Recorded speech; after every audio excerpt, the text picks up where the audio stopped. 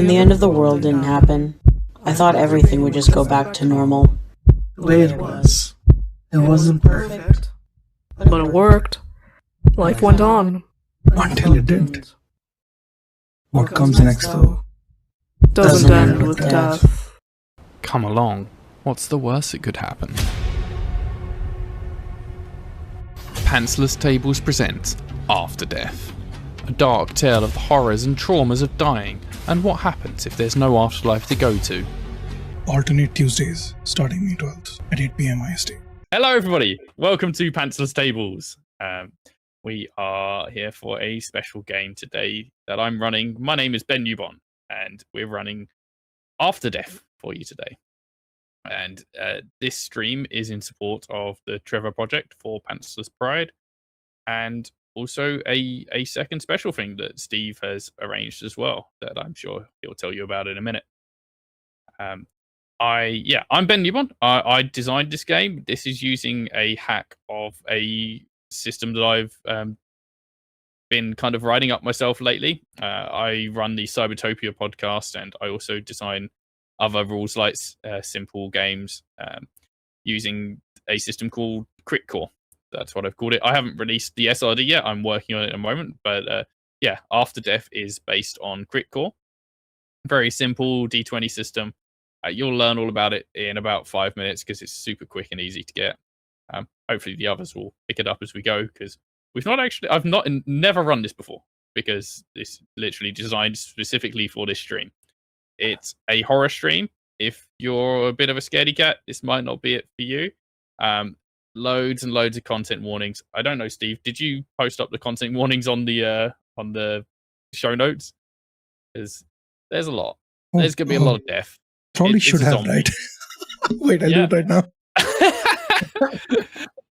It's a zombie show.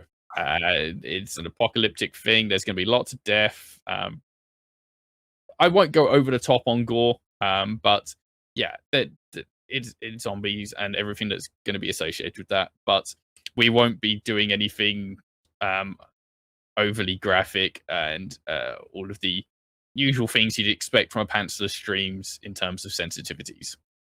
I have discussed at length with the players about usage of the X card and lines and fails. We've got all of our ducks in a row there, so hopefully nothing goes wrong. But if at some point we do suddenly cut from the stream, it's because there has been some sort of issue. We'll sort it out and we'll figure it out and we'll go from there. But yeah, we're all going to have a really fun time. I will let's go through and introduce each of the players now. So in order that I see you guys on screen, let's start with Miss Catonic. You tell us who you are. You mean my character, right? Well, no, tell us about you. We'll introduce the characters when we get into the meat of the game. Oh, okay. I'm Skatonic. I play games, I stream, and do VA. Sometimes I do tabletop games on my own channel and here. Yeah, you're into the horror stuff. I've been watching your Yeah. your bios lately, and it's like, yeah, it mirrors into horror. Cool. I'm And picturing. Monroe. Hey y'all, I'm Monroe. I use he, they pronouns. I am primarily a game designer who in the last few years has been more active in the AP space, so I'm really excited to be playing as zombies on horror games. I need to play more horror games, to be honest, so I'm really excited. Yeah, me too. And next up, we've got Rose. Hello, I'm Rose Blossom, or Rose for short. I use any pronouns. I'm mainly a player of TTRPGs and stuff like this. I also dabble in voice acting, though it's been a while. I should probably get back into that. And I also occasionally write and very rarely do art. Yeah, I'm just a chill guy. TM. And finally, I'm sure everyone that's watching this knows Steve, but go ahead, Steve. Hello, hi. I'm Steve, also known as Sassy Pants. I run Pants Tables and other related things. I also play Deadlock. I'm low-key obsessed. But that's not what we're here to talk about. We're here to talk about the dead, but not Lock. I don't know where I was going with that. Anyway, that's me. Hi. Are you any good at Deadlock? I've never played. I'm like a 5 out of 10 on a good day, so Okay. I'm not great. Also, right. Well, I mean, if you have fun, that's what it's all about. yes. Okay. Well, yeah, I guess we'll. Steve, do you want to tell everyone what the super secret thing is, or do you want to save that for later? The super secret thing is going to be announced tonight, so I have not I made a full video for it, so we're not spoiling it just yet. Okay, cool. I think either this time tomorrow or in the next 5 hours it'll be out. Depends on when I can get my shit together. So, but it should be out within the next 24 hours for sure. Gotcha. Okay, well, everyone, keep your ears and eyes peeled for super secret stuff later. Let's get into things. Let's start, and what we'll do is we'll kind of lay the scene down, and then we'll introduce each of the characters kind of naturally into the story. So, 10 days ago, a sudden and mysterious meteor shower appeared right outside the atmosphere of Earth, hurtling at terrifying speeds towards the planet.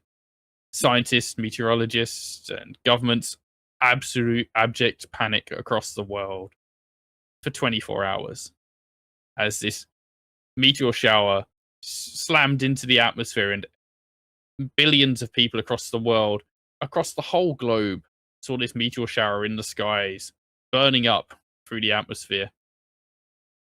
Everyone was pretty sure it was the end of the world. But not a single meteor actually reached the surface of the planet. No one quite understood what happened, but as quickly as it appeared, it disappeared. And everyone was okay. Well, there was some mild disasters as people panicked and looted and that sort of thing, but it all got quite quickly under control, and 24 hours later, life more or less went back to normal. The last 10 days have seen a swelling of popular sentiment to helping each other and celebrations for having survived the end of the world. And that's where we find ourselves now, at a somewhat corporate one of these like rooftop hotel balcony bar sort of things. Not like a high skyscraper. It's in a city. It's quite a big built up city.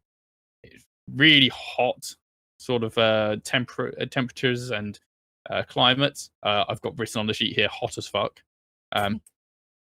Beautiful scenery, fancy bar, fancy hotel. One of those like infinity pools that is flowing over the edge, looking out across the coast. This bar's on the beach front, and beautiful. Lots of rich and not necessarily famous, but well off corporate types in this hotel bar. Everyone's having a good time. Rose, this party is essentially put on by your parents' company. So why don't you tell us a bit about your character and where in this party they'd be? All right. Well, my character is named Blake Edwards. He uses he, they pronouns.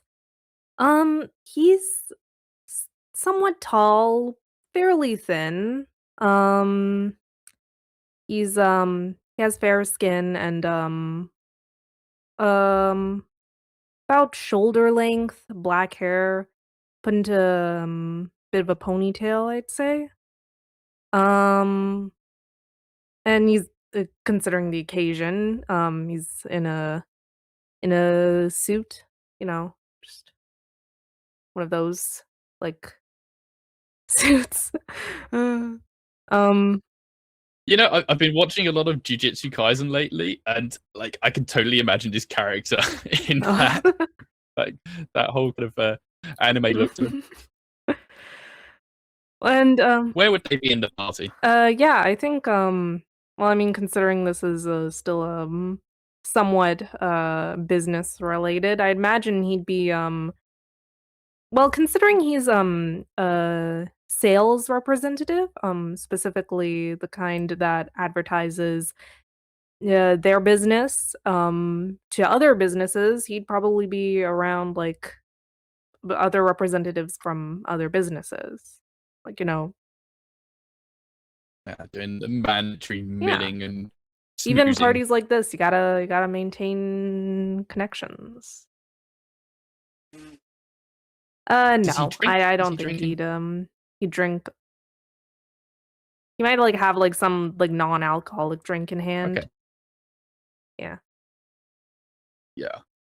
Yeah. Just doing the fitting in sort of thing. Okay.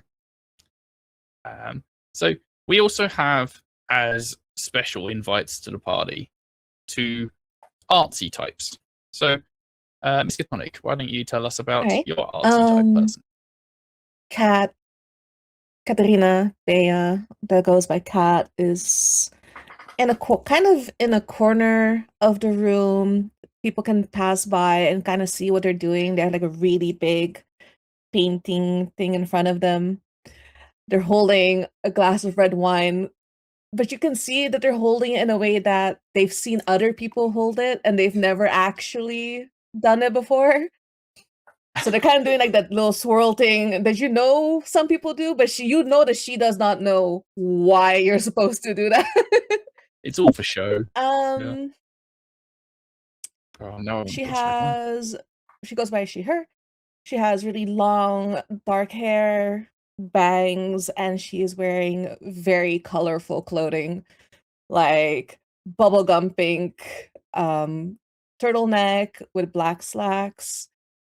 The shoes are like those white Doc Marten types. So she's very kind of pastel gothish. Mm-hmm. So she's smiling, and if you see her, you think, oh, like they're doing something very nice and pretty and colorful. And if you look at the canvas, there's a lot of dark red. There are some meteors in one corner of the canvas. There are things that look like eyes maybe in the sky. And the more you look at it, the more you realize it's very much horror themed, coming from this very bubbly looking person. It's thematic, you know? This party is for having survived the disaster in the sky. And yeah. But it feels like there's also a little bit of a social commentary layered in there of like the eyes are Oh watching yeah, you. they're very much out of their element, so they're focusing very hard on the painting and also trying to kind of blend in. This is not their typical kind of environment. Mm-hmm. Yeah, they've been hired in as like the corporate installation art, I guess. Whereas Monroe, your character is more of a here to do. Why don't you describe what your character, Yes. who your character is, and what they're So doing? Here? Miguel, at the moment, is being very chatty at the bar. Him is relatively tall, like windswept, almost. It's dark, but like the ends are like sun bleached, like he's out a lot. Medium brown skin, a little stubbled.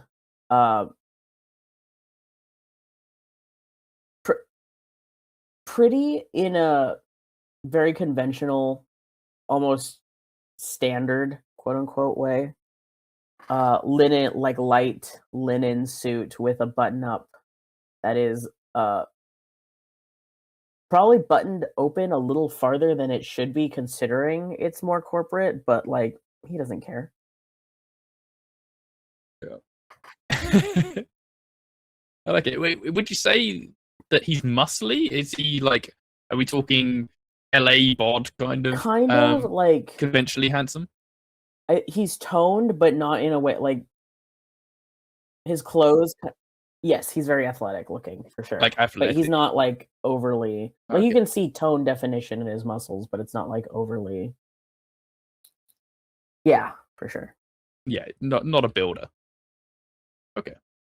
And yeah, so he's also kind of milling at the bar, and I guess like he is a writer and is kind of not hugely famous, but well known enough, at least in this city. So I guess is brought in by the corporate types to make it look a bit more upmarket. Have the artsy side to it. So yeah, it's cultural and stuff. This isn't just a corporate business do. This is to celebrate life and the arts and all that. And Steve, your character wasn't invited to be here. Not at least officially. But they're here anyway. So why don't you tell us a bit about your character and how they ended up at this party? So, see, the issue is Samantha is not supposed to be here, like you said, but you would think that she would be sneaking around, but she's also 6'3", and it's hard for a tall woman to sneak around, right? She's wearing this white silk shirt, like a full button down, with skinny jeans, blue jeans, which does not make sense. Sensible shoes, like sports shoes, basically black sports shoes with a red leather jacket on top. She's got long hair that goes down to like her lower back, tied back in a ponytail, and through the leather jacket, you can still see the outline of muscles. Think basically Emma Swan from Once Upon a Time. That's that, but brown. That's who Samantha is. That's and with black hair, not blonde. But you get the vibe. And she's leaning against the bar, drink in hand, but not really drinking it. When people don't look around, she tosses a little bit into the plant next to her, and just pretending like she belongs, but because she can't really, hide or sneak around. So she's just here, and yeah, she's doing her stuff, which includes distributing things to people who ask for it. She's doing the whole like hiding in plain sight, being confident kind of thing, right? Yeah, basically. Like it. So it's more of it's more of like, people walk up to her, she gives them a handshake and a hug, and the hug involves her putting some stuff into their pockets, and the handshake involves them putting some money in her hands. That's how she's doing it. Yeah. Sneaky. Yeah, no, that's really cool. Okay. So you're all at this party for maybe an hour or so goes by, and there's various like corpo speeches and stuff, and some presentations like that none of you care about. They're all fairly meaningless, but it's a corporation being a corporation, and it is swelteringly hot today in Ciudad City, and suddenly you hear a series of car alarms going off. Not too far away, like not like the other side of town sort of distance, but you can hear like in the distance, a little way away, car alarms going off. And you're in the rooftop terrace bar, and the sound is kind of bouncing around the buildings in the area. What do each of you do to react to that? Does it mean anything to you? Anyone interested in exploring this? I think it might distract Blake for a bit. He might like trail off from whatever conversation he's been happening. Maybe look around a bit, but then he might decide to just return to the conversation after a bit. Okay. A few minutes pass, and these car alarms are still going off. And then there's more car alarms starting to go off. And suddenly you hear a scream, a blood-curdling scream, followed by more screams and shouting from the streets below. Okay, yeah, that might be a little... Everyone goes silent at the party.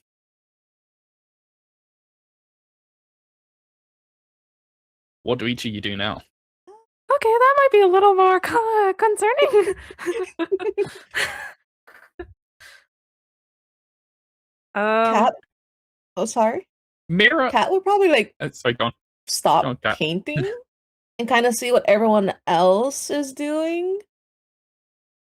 They're You notice a bunch of people are now kind of leaning over the side of the balcony, trying to look down and see Miguel what's would be happening. one of those people who's just And looking over. yeah, it's difficult to tell what's going on down there. And I think by this point, probably everyone is now like at the edge trying to see what's going on, or at least talking to each other and like whispering in hushed tones about like what's going on down there. And you can see people running through the streets. Can we see if they're running away from something? Like if we lean back and see they're running one way, can we see what's on the other side of that? Yeah, you look down and they're all Okay. running in the same direction. They all seem to be running away from something. And if you look down the way, you can see the flashing lights of car alarms going off and honking from cars, and there seems to be a big traffic jam down the way. And then all of a sudden, there's a huge explosion from that direction. Wow. And more screams, more shouts. There's a bit of a kind of a more panicked tone to the people in the bar, but no one's like trying to leave. They're all like confused. What is Samantha doing whilst everyone else is kind of distracted like this? I think she's just gonna walk over to the edge of the balcony and peer over it, because we're doing this on the rooftop, right? And just make sure that whatever people are running away from, they're not running into the building that they're in, and mostly just trying to still stay out of the way, because the last thing she needs is somebody asking for a doctor, because fuck that.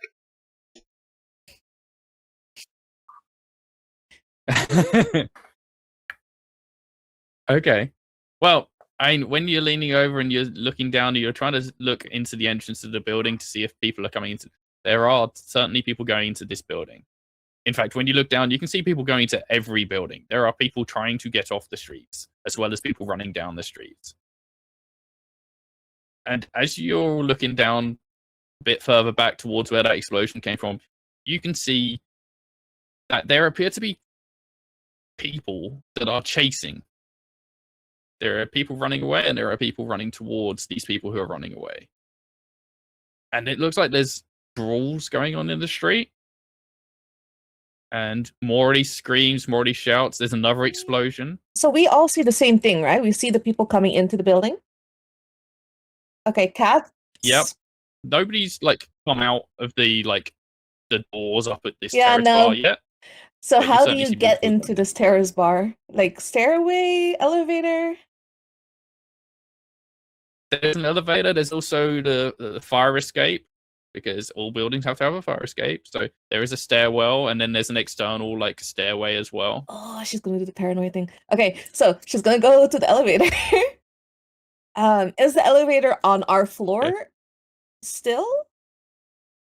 No, the elevator's halfway down the building. It's not a huge building, so maybe it's like a 10, 15 story building. It doesn't look like it's moving right now.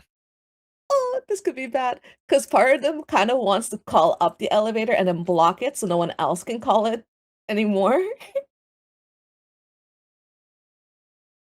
Okay. Keep in mind, my character is very paranoid. Yeah, you call up the elevator. I'm just making this very clear. I'm so scared. Okay. Yeah. Yeah, you call up the elevator and it opens and it's empty. We're gonna put a table or a chair in between the doors so it closes but it never fully closes. If you know what I mean? So that it can't be called down anymore, essentially. Okay. Yeah. I think the person working at the bar has kind of stayed behind the bar because they don't want anyone to be stealing alcohol or anything, or whilst this is distraction is going on. People are saying something's happening, but they're like, no, I will stay at my post. They look over and see you like doing something weird to the elevator and like, Listen, buddy, hey, there are what are you people coming doing? into this building and they're running, and it looks like people are fighting in the street. We are not doing that up here right now. They can stay downstairs. Hey, look, no, it's okay. This is a private party. No one's coming Okay. up here. We got security downstairs. It's fine. It's fine. Okay, well that's stupid. Can you talk to security downstairs? I'm not on security. Would They're fine. I know how to contact security? Yeah, I guess like as this is your parents do, basically, like you'd have authority and respectability to an extent, I guess. So yeah, you could grab a walkie-talkie off of like one of the bouncers Alright, up I here or think something. he'd do that. He'd like ask like, excuse me, can you give me your walkie-talkie? I would like to speak to the security personnel. Yeah, the bouncer just kind of hands you the walkie-talkie. Of course, Mr. Edwards. Yes, here you go. So you can take the walkie, and well, you, I guess, do the thing where you buzz them, and what do you say to the Alright, security downstairs? So you turn it on and be security, this is Mr. Edwards. Can you tell me what's going on? Do you have any information?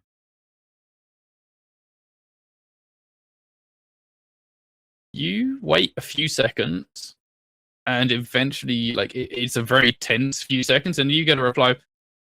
Bit of a situation down here. We're working on it. It's all under What control. kind of situation? Should we be concerned? You just you stay where you are. We'll all be okay down here. We'll give you the all clear when it's all under when it's all back to stability. hear What kind this? of situation? How open are you being about this conversation? Are you being loud, or are I you think kind of he'd hushing? probably be like kind of off in a like off somewhere where there aren't too many people, like trying to be a bit more quiet.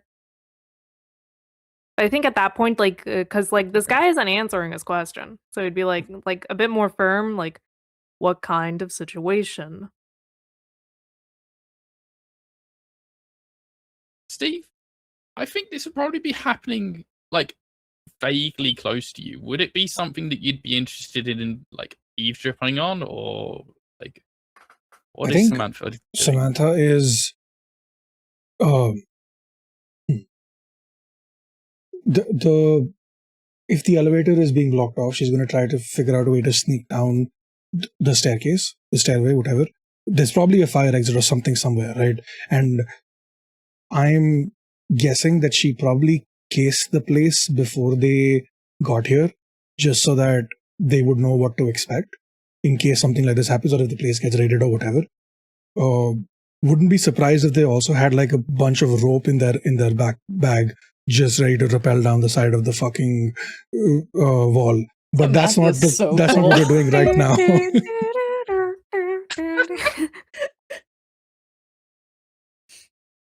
That is the last resort. Okay. But right now we're looking for a fire escape, or like we're looking to see if the fire escape is not blocked off, basically.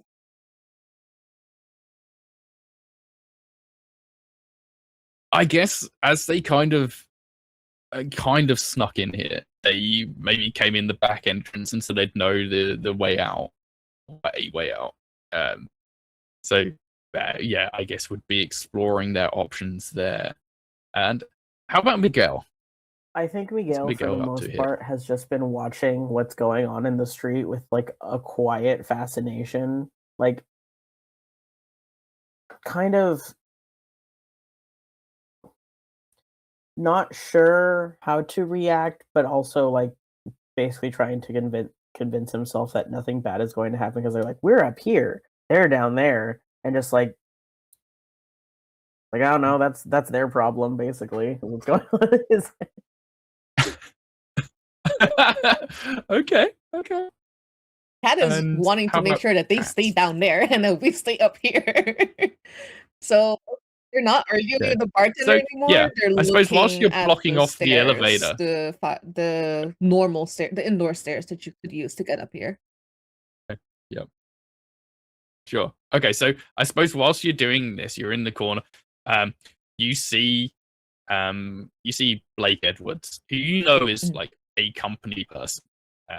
And they are on a walkie-talkie talking in kind of hushed but authoritative tones Mhm. down this walkie-talkie. And they look concerned.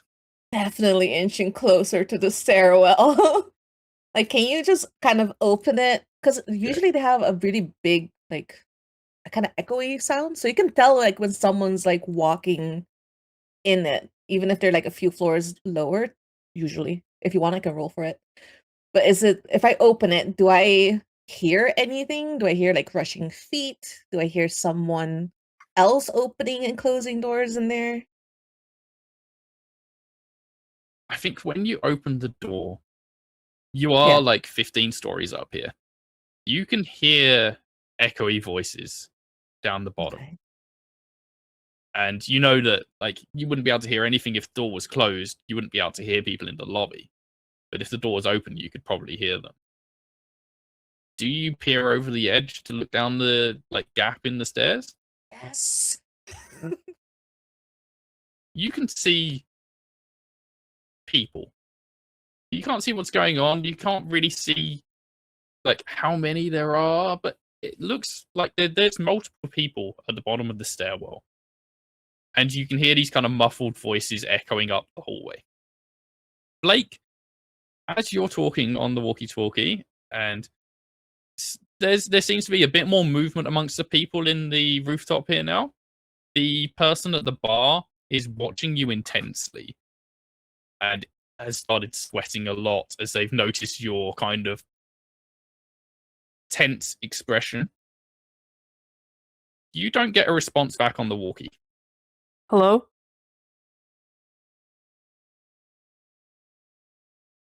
Nothing. Can you hear me? What's going on down there?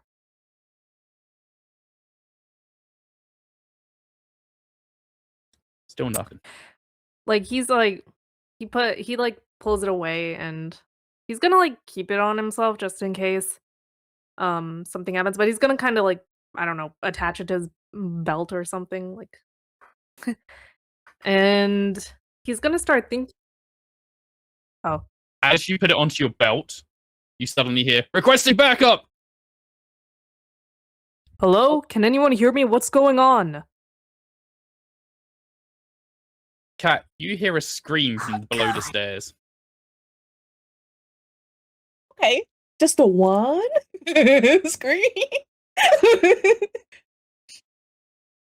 Okay. There's a lot of shouting, not like. Is it like angry shouting? There was a scream. Now there's shouting, and it's difficult to tell exactly what's going on or what the noises are. But there's a lot of noise, just like a rumble and a scruffle down there. Miguel, you see someone that looks like they're starting to climb up the outside of the building. When you Samantha, on the other side where you're at the like fire stairs that go down the outside of the building, you see someone else coming up that side, up those stairs. Okay, yeah, no, fuck that and fuck this place. Wait. But Wait, so someone's coming up the stairs? The fire exit stairs. But you just said Miguel saw someone come Someone is up coming up the building? everywhere. Like, yeah, wait. Someone is climbing up the side of the building. Someone is coming up the stairs from the outside. Someone is coming up the stairs from the inside. And nobody is answering on the walkie now. What do you mean coming up the side of the building? Like Spider-Man? There's Yeah, Spider-Man up the building? I was Oh gonna my ask you gosh, to it's clarify, like, Spider-Man. You're far from home, aren't you? yeah, Go on, Monroe. yeah. When you say climbing, are like rock wall climbing, like as in bare hands and Like, Are you like really leaning over to take a look at this person climbing up the side? fuck it, yeah. Not How far are you gonna? What? I'd say you lean right over to see like this person. Like you see someone. It's almost like a spider or a monkey or something climbing up the side of the building, and you just see this person coming up, and then you see another couple of people behind them doing the same a bit further down, and they're going fast. They're already 5 stories up. Like, this is not normal rock climbing sort of thing, and like it's not like a glass skyscraper building. Like it's walls and bricks and windows and stuff. So there's possibly things that they could be clinging onto as they climb, but they are climbing faster than you would imagine someone would climb up a building. I think as soon as he processes that information, just immediately backs up and starts like is just I don't know, like looking around in a way where it's just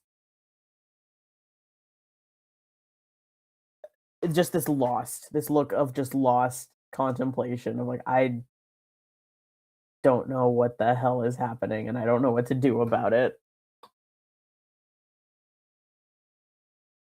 As you pull back from the side of the balcony, I guess there's like a crowd of 10 or so people around you who do the exact same thing at the same time. Everyone just kind of processes this image at the same time.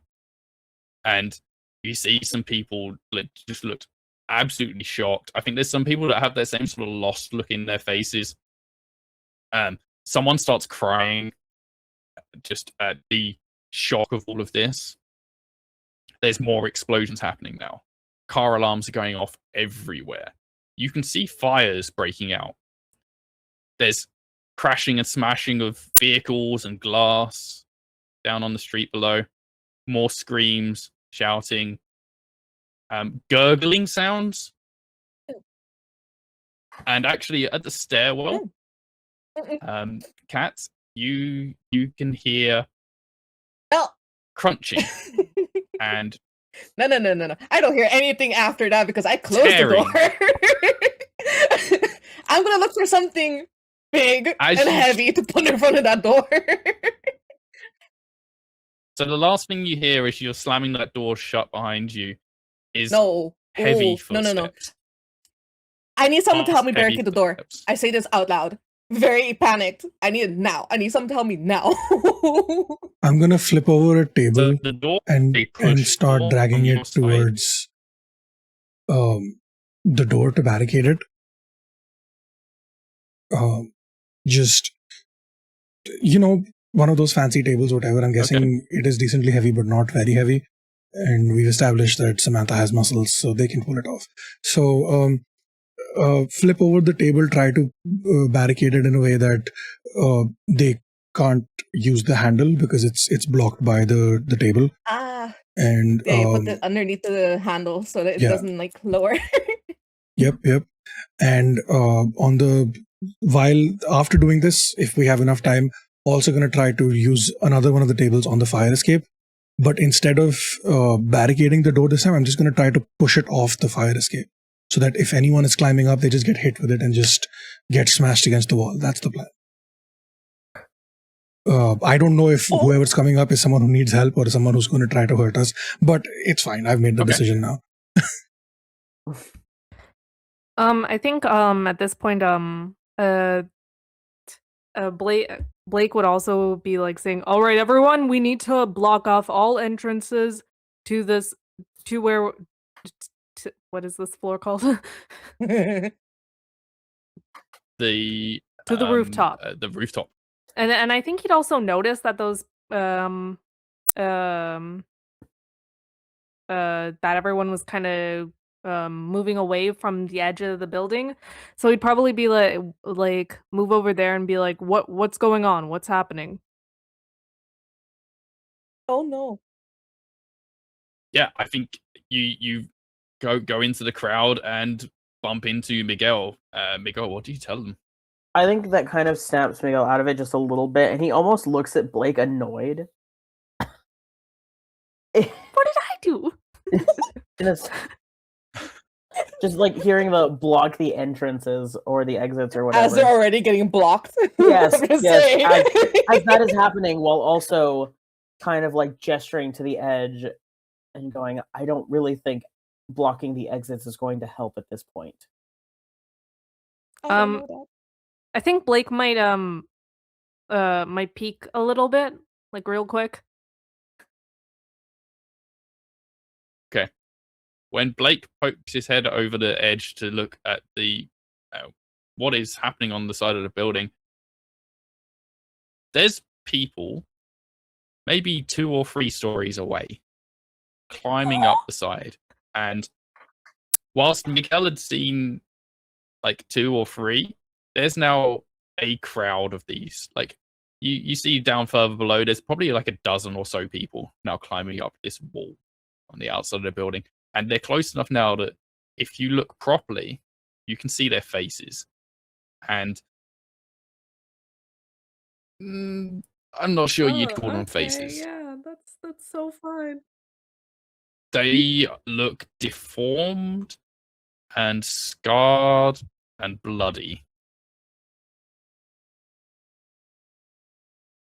And they are making horrific noises, like gurgling, curdling, sort of squelchy sounds with their mouths, and like the sort of hyena style screaming sounds of like just feral.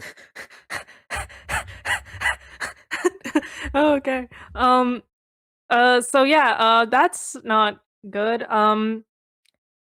I think he'd pull back real quick and be like, all right, everyone, anything that isn't being used to block off the entrances, we need to, okay, wait, let me figure out what I'm actually gonna say.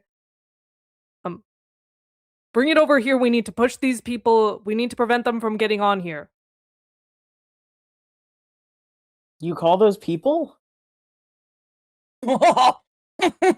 He's gonna ignore that, like, he's gonna start, like, running around finding whatever could be used, like... Cat is gonna make eye contact with that chairs, bartender. Yeah. Cat, the bartender hears Blake saying these things. And I think just instinctively starts grabbing bottles. Yeah, because I'm gonna start grabbing bottles too. Does anyone have a lighter? We're playing tower And defense. We're playing tower defense. We're playing tower defense.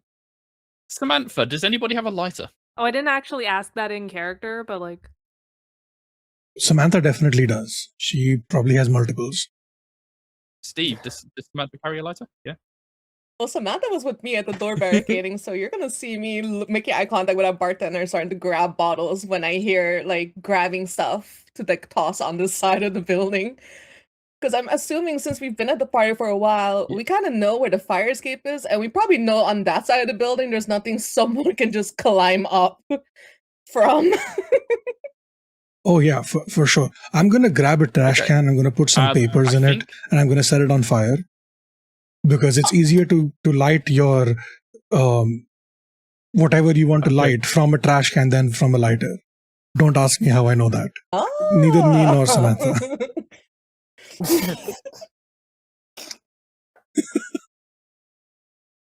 The bar person instantly seems to grab onto this idea, starts putting rags into the high-proof alcohol bottles and making Molotov cocktails essentially out of this, and starts passing them out. Gives does Cat have both hands? I mean, free? They probably have like one hand, like a bottle in one hand, unless they're making the Molotovs and she'll just grab one. Yeah, basically like shoves 2 bottles into your hand with these, and like just light them and throw them. I'll go to Samantha, like, light them. I'll throw them. Please. I got you. I'm gonna start lighting them one by one.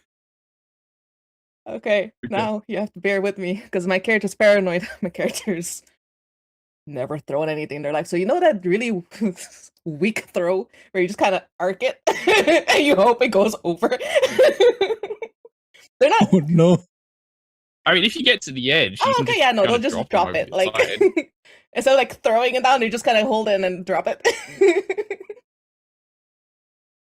Yeah, so you drop this Molotov cocktail essentially onto the oncoming face Oh, do of I one of see these creatures. Because I think we've established now that they're no longer, these aren't normal people.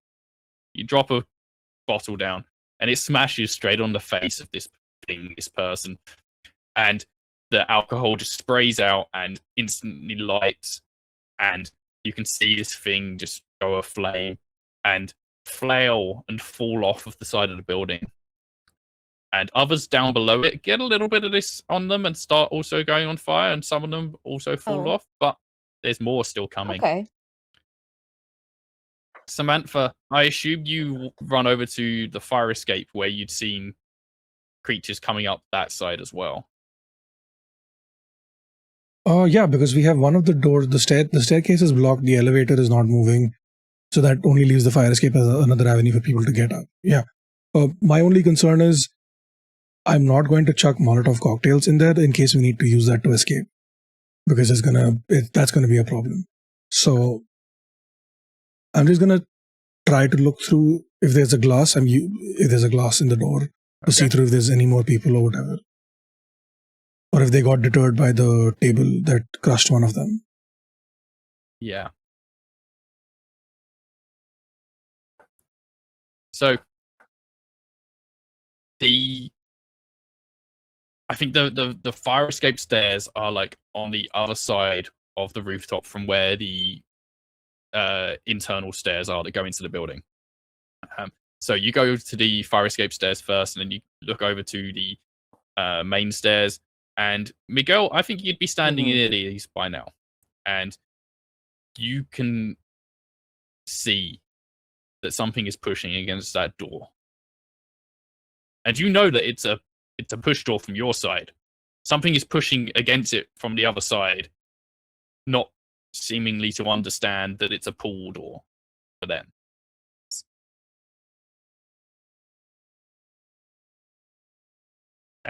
If you go over, and I think Samantha comes over and kind of also starts trying to look at the doorway there, you will both see through the little glass pane that there's there a similar look of bloody scarred faces and scrabbling, clawing arms and hands and bodies just kind of thronging against the door. And this isn't like a super secure door. This isn't like a heavy metal door or anything. This isn't a security door. This is just a rooftop door made of wood. And you hear it starting to crack. Fuck. This is why you don't get high before you go to a party. Fuck. Kind of used to barricade it is shaking. Chatter, we cooked. Well, Samantha's a little cooked. They came in cooked. They came in pre-cooked. Pre-baked. Oh yeah.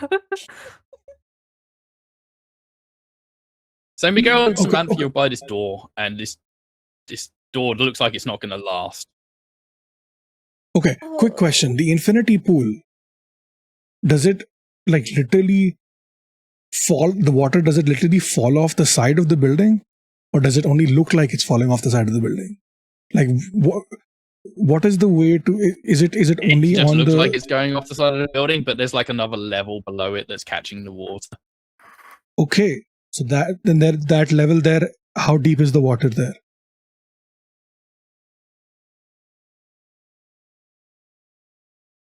Oh, it's not very deep at all. It's like maybe a foot of water there. Okay. I'm trying to figure out how we're going to make this work. Because if these things are coming up, they...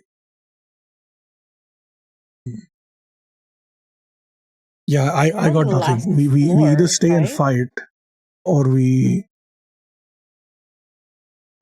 try to run away. Those are the two options. the fire escape, were there still things there? Because Samantha said there was like a few heading there. Are there more now? Yeah, I think If you go it's to the about to fire crack, escape, you yeah. can see more coming up the fire escape. Oh, that's the other stairs. That's the indoor one, right? The external stairs have Oh, okay. other creatures also coming up them. If you go over to and have a look. At this point, I think the first creatures finally make it over the top of the wall. And there are people throwing stuff. There's people throwing stairs, people throwing chairs and pot plants and anything they can grab are throwing at these things to try and get them to fall off the side of the building. Eventually, you see one of them reach a hand up over the edge, grab someone that is throwing something and just yank them. And you hear this person scream as they fall down the side of the building. Who's closest to me?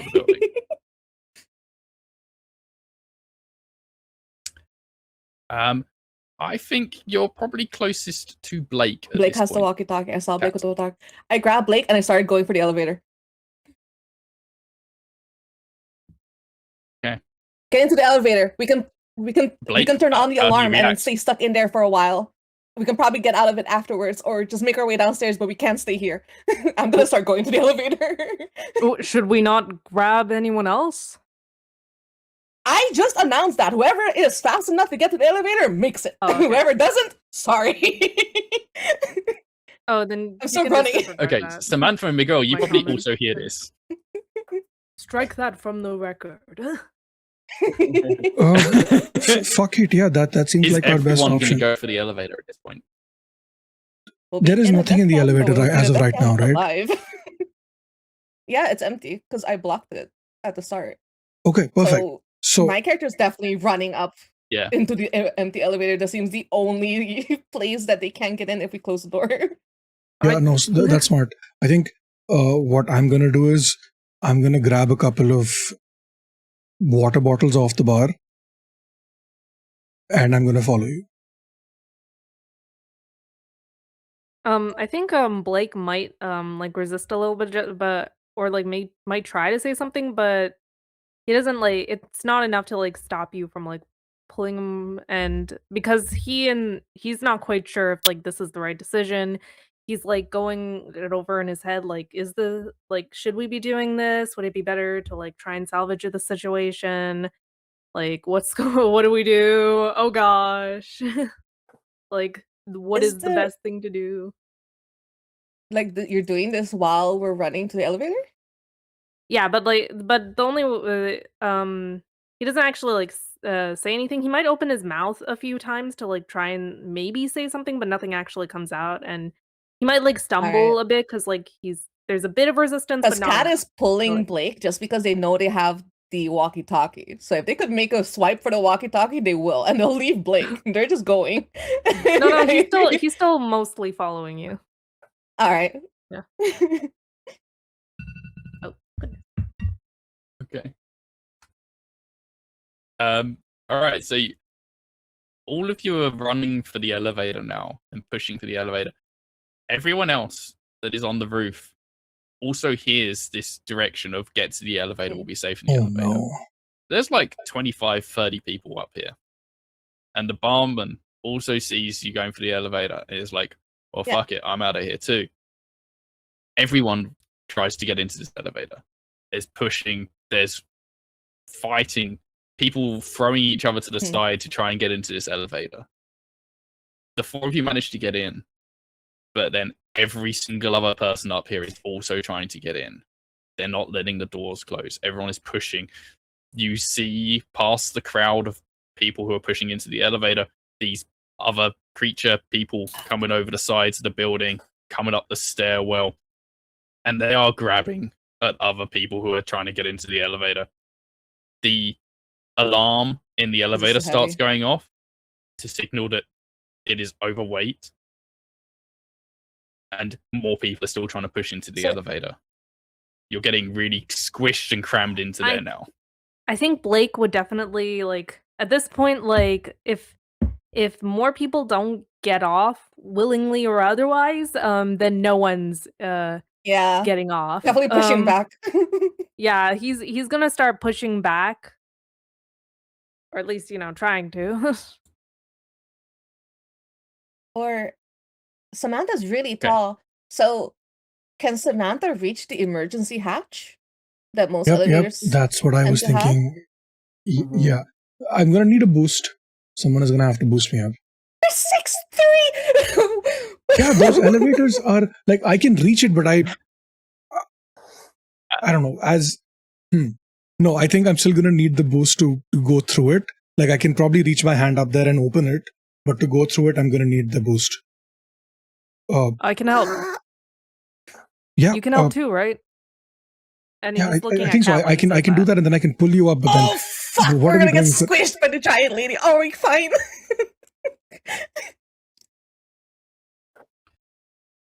Okay, I mean, you lift up Samantha a little bit, and she's able to reach the hatch. She flings it open and sees the ceiling of the elevator. Right, because we're on the fucking highest floor.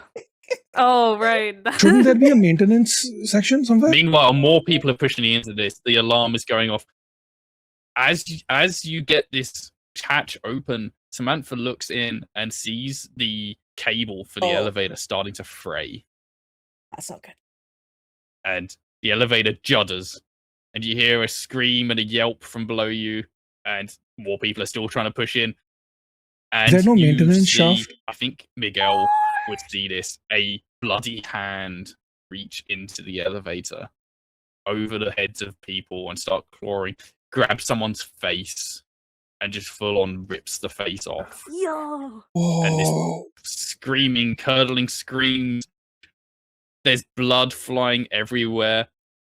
I think blood sprays onto Kat where she's helping hold up Samantha, and your grip slips. Samantha falls down into the elevator. There's a big shudder in the elevator as this happens. More people and things flow into this elevator, and it falls. 15 floors. We're so dead. Chad, are we cooked? That's not true. You all lose consciousness. Fuck.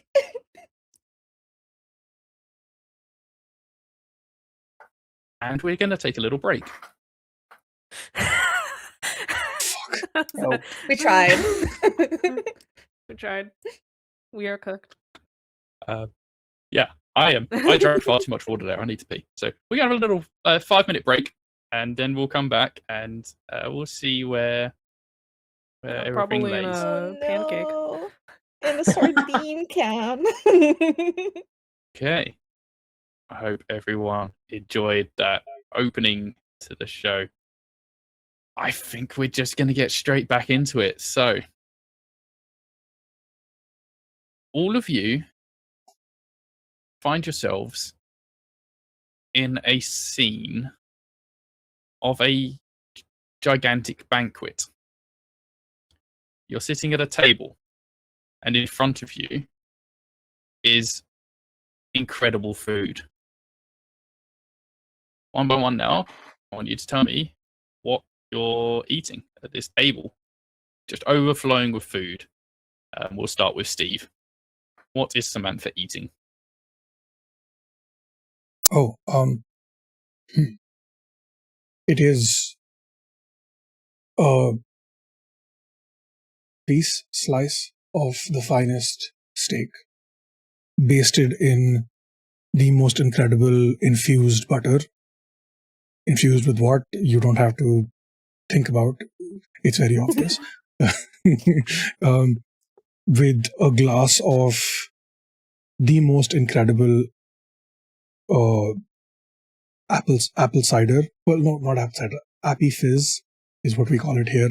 It's literally apple juice carbonated, which has flecks of the green stuff sprinkled around the side of the glass, kind of like you would have on a margarita glass with sugar, but instead of sugar, it's the green stuff. And there's on the side there's a piece of garlic naan, but instead of garlic, it's more of the green stuff.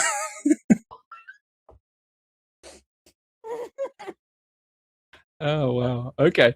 Well, I mean, this steak is so juicy and big. We're talking like Chateaubriand size steak here, and it is gorgeous and perfectly cooked. And every time you take a slice and bite it, you look back down, and it is a complete steak again.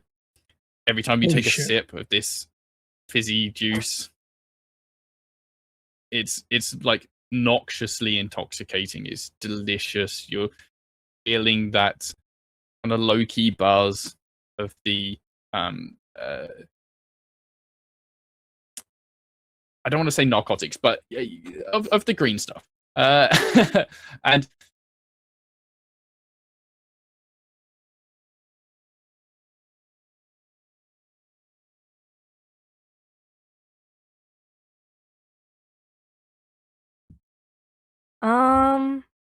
I think he would be eating some shepherd's pie. Made with beef. I think that's I don't know. That's oh, okay. Ah, cottage pie. Alright, then yeah. Cottage pie. a nice layer of mashed potato on top, like the cheesy crusting that people put on it. Yeah. I hope everyone in chat's good to eat soon, because you're going to get hungry here. What's Blake drinking? Just water. Okay. Yeah. He just likes water. Again, like, has a huge pot. Like, whereas you might normally just have like a small serving of cottage pie, it's a like big dish, deep dish, and like when you scoop your spoon into it, you get the layers of the mashed potato and the beef and the gravy. Every time you scoop up from that and you look back down, the scoop is refilled, and it's just an endless tub of this meat and mashed potato. And similarly with your water, it is the most refreshing water you've ever had. It is like glacier kind of water. It is delicious and just the right amount of chilled, not too much, not too cold. And it flows and goes down so nicely. How about Miguel? What's Miguel eating? I think Miguel, who usually other people would think would be like something high end, like a steak, instead is eating probably comfort food, which it would probably be enchiladas verdes, which are the green chili with pulled chicken inside. Probably with a side of rice and frijoles, beans with it. Oh, nice. And how about drink?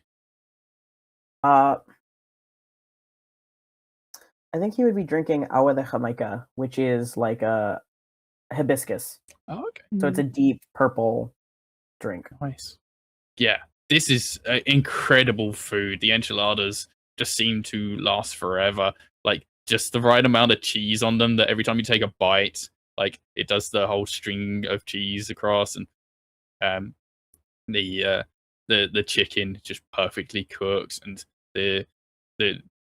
the greenery and all of it just has that nice little crunch to it all, and yeah, just really delicious. And again, every time you take a bite, you look back down and you see it is a complete enchilada again. And there's like, it's not just one enchilada, there's like a dozen enchiladas on this dish in front of you. And this hibiscus, again, deliciously refreshing. Every time you take a sip, it sends endorphins just straight to your brain. Like, Finally, Kat, what are you eating and drinking? Spam and fried rice. Oh, yeah. Yeah. Yeah, spam and fried rice. They probably have a side of Vietnamese lumpias, which are like the long, thin ones, like spring rolls that you deep fry. And they'd probably be drinking Maltin Polar, which is a kind of like a root beer malt drink. It's a soda. It's very heavy, but also very sugary. So Yeah. it's very much comfort food, very crunchy. I think I know where this is going. it is just a pile of spam and rice on your plate. It is just a mountain of food, and it is delicious. It is so comforting and warming, and every time you take your sip of your drink, you just get that nice, like, all over body glow kind of feel. As each of you are chowing down, just seemingly endlessly, no sense of time or space. You don't see around you. You don't see each other or anything. You're just at a banquet with infinite people, and it feels like the table goes on forever. But everyone else is just kind of faceless. They mean nothing to you. They're nobody or everybody. They're just people. You hear a voice kind of coming from the ether. Not whispering, but it's so quiet that you can barely make it out. Wake up. You carry on eating. Forever, seemingly. It's time. I need you.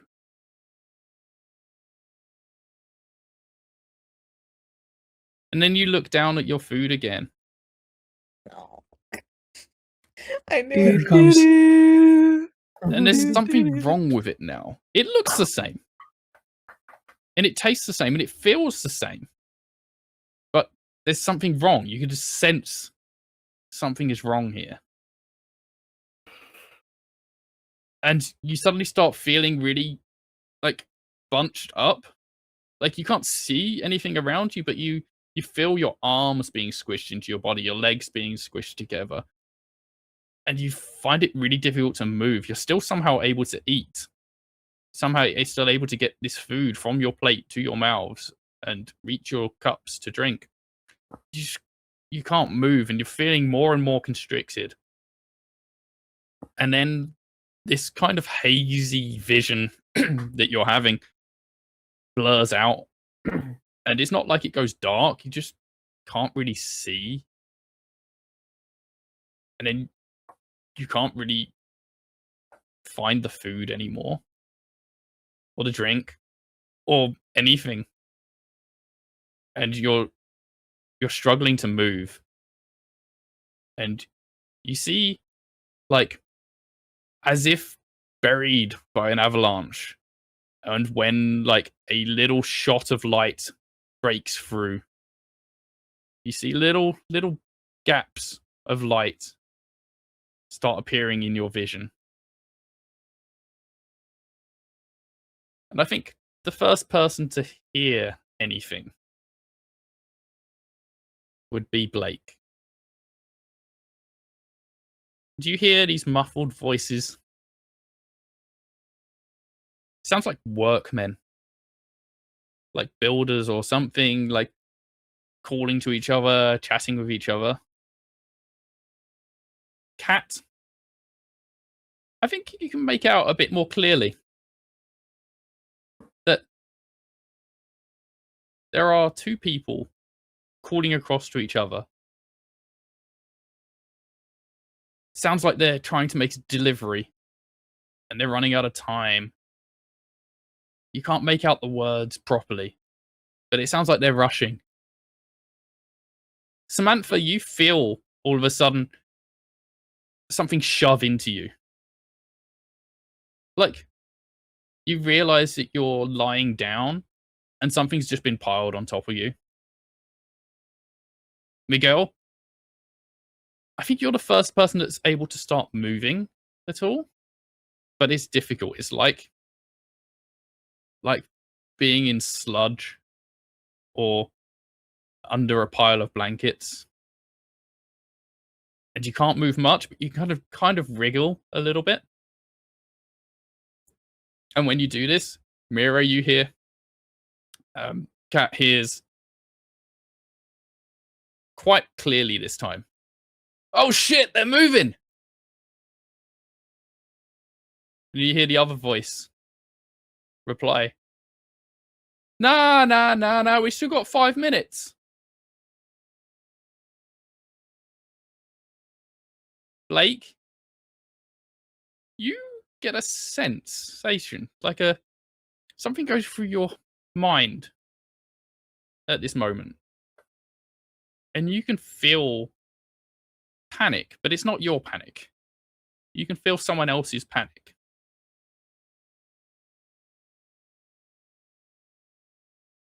Samantha, you suddenly feel your arms kind of not spasm, but they kind of uncontrollably just burst out from you and start pushing against whatever you seem to be constricted by. At this point, those little specks of light that you were each seeing kind of explode. And there's bursts of light, like emerging into sunlight after being in a cave. And you realize the four of you have been buried in a pile of bodies. Samantha, you're out on top. Can I talk? Steve, are you still there? Yeah, I'm here. Yeah. Can you not hear Steve? No? Has Steve been talking? I can't hear him. No, I can hear Gosh. Steve. All right, let Same. me refresh and see. Oh. Oh. And then there yes. were 3. And then Never mind. Steve just came back. So I don't know if you were talking at all during all of that. Let's go back to the no, point. we were all listening very intently to what was happening. Yeah. Samantha bursts out of the top of this big pile of bodies. You're standing on this pile of dead people. Can I talk, or what's the vibe? You can talk. You can try and talk. Yeah. The first thing that Samantha says when she gets out of this pile of bodies, standing up there, is just this, looks up in the sky and just this very loud "fuck." That's the only thing you hear from her before she's just looking around to figure out where she is. Are we still like in the elevator shaft? You are not in an elevator shaft. You are out in the open. And there stands before you at the bottom of this pile of bodies, holding a corpse, about to throw this corpse onto the pile of bodies, staring up at you, mouth agape, a small, stocky woman, just staring up at you in abject horror. And then she screams, starts running towards somebody else on the other side of the street. You're in the middle of what looks like a big crossroads or something. And you see her partner across the street, also kind of staring at the pile of bodies with you standing on top of them. And you can see their mouth moving, but you can't hear what they're saying. Cat can hear what they're saying, even though Cat can't see them at this point. Cat, you can hear them saying, no, this isn't right. We still had 5 minutes. They shouldn't be coming back yet. No, we had loads of time. No, this doesn't make sense.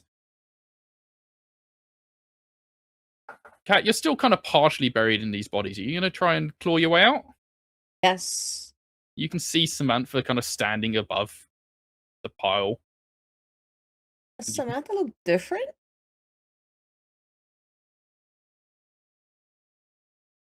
Yes, but still recognizable as Samantha. I suppose you didn't know her name back in the bar. No, but she did help me like barricade the door, so I would have gotten a glimpse of her. That image of her face is kind of burned into your mind. And you see her and you're like, tall woman. Seems taller? Seems bigger? Like almost like a giantess. Like we're not talking like 10 feet tall or anything, but like bigger than 6'3" that you remember. Stockier, more built, more like rippling muscles that you don't remember, but the face is recognizable. Okay. Standing like with the sun blazing down, it's almost like a goddess kind of image here. Oh, okay. Like the long, flowing, dark hair. Yo. So, Kat, you start climbing out of the bodies? Yeah, probably as I'm climbing, and I noticed that Samantha is similar but still different. If I look at myself, do I look like from what I can see? Is there anything different? I guess as you're climbing out between these bodies and pulling yourself free, you realize that you feel stronger. You're not like rippling muscles like Samantha, but you are certainly feeling stronger and looking more toned. But like you still feel like yourself. Okay. You pull yourself out of these bodies and you can look around and you can see, and you can zone immediately in on where that voice that you heard came from, and you can see them talking to their partner. And I can see that they're really far away. They're like a good 50 meters away, but you can hear them as if they're standing next to you. And they're having this conversation about how they had loads of time and that the delivery's got to come, and like all the bodies are ready. Like we've had them, the time scale is correct, that this doesn't make any sense. They shouldn't be moving. And you hear the male partner call out for support. Oh. Blake, you are still in the bodies, but you can feel a turn from that panic feeling that you were feeling before. You can feel resolve and action. Something is happening. You can also try and pull yourself out of the bodies if you want. Sure, let's do it. So yeah, I think you also start clawing your way through these bodies, and you and Kat kind of come out at the same sort of time at the top towards Samantha, who is just standing there like a statue, like having yelled fuck. This is all happening very quickly. Mm-hmm. Miguel, you're feeling like you're right at the bottom of a big pile. And you can feel the weight of the world bearing down on you. Do you try and claw your way up or out sideways, or how are you going to get yourself out of this crunch? I think sideways, not up, but just sideways. Okay. So you start clawing and crawling, and you find yourself contorting and almost slithering between these bodies. And like in absolutely no pain whatsoever, your body is dislocating and moving in ways that you've never felt before. And you're able to just worm your way through to these bodies. And you feel yourself get to the edge, and you can see like gaps in the light, and you can see out into the street, and your vision is immaculate. Like it is beyond 2020. You can see, it feels like for miles as you look out into the skies, you can see a bird like hundreds of meters away, as if it was right in front of you. Do you just come straight out of the bodies, or wait at the edge, or what are you doing at this point? I think taking in the information of the eyesight being way like abnormal and the body movement, I think hesitates for a second. But at the same time, because I know I'm in a pile of bodies, right? Like I've deduced that these are bodies. Mm-hmm. Yeah, no, I think that also overrides, and he's like, "This is gross. I need to leave." As you have that thought, the bodies just erupt off of you, and you burst out, almost like a firework. Like these bodies just go flying away from you. You didn't know you could have that sort of impact on something that was like leaning on you.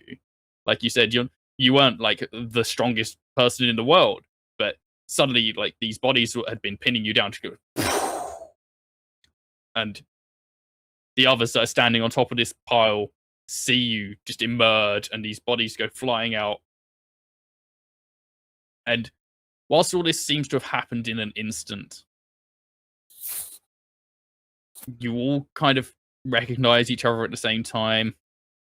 And suddenly, within moments, you hear, I guess, Cat would hear it first, the marching of footsteps, like an army charging down the streets. We have to go. And We have to go. then They were talking Miguel about something. They sees had it more time. as these people come round the corner, couple of blocks down, brandishing rifles. Oh yeah, no, we have to go.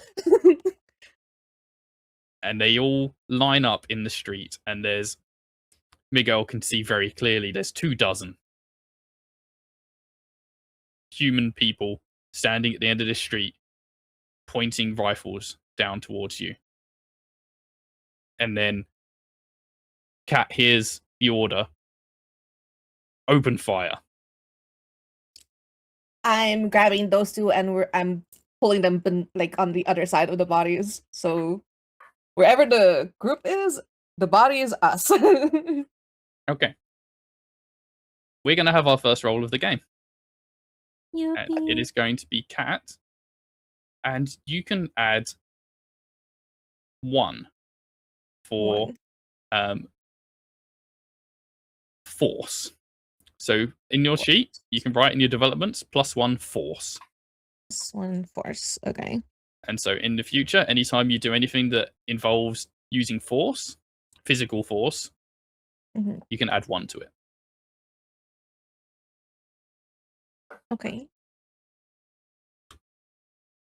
It's a D20. Right? Yep, just right. a D20. 18. Okay. You grab Samantha and Blake and push them backwards off the top of this pile of bodies. And the 3 of you will go flying, hurtling down this mountain of people. It's maybe like a 20-foot drop to the floor. Oops.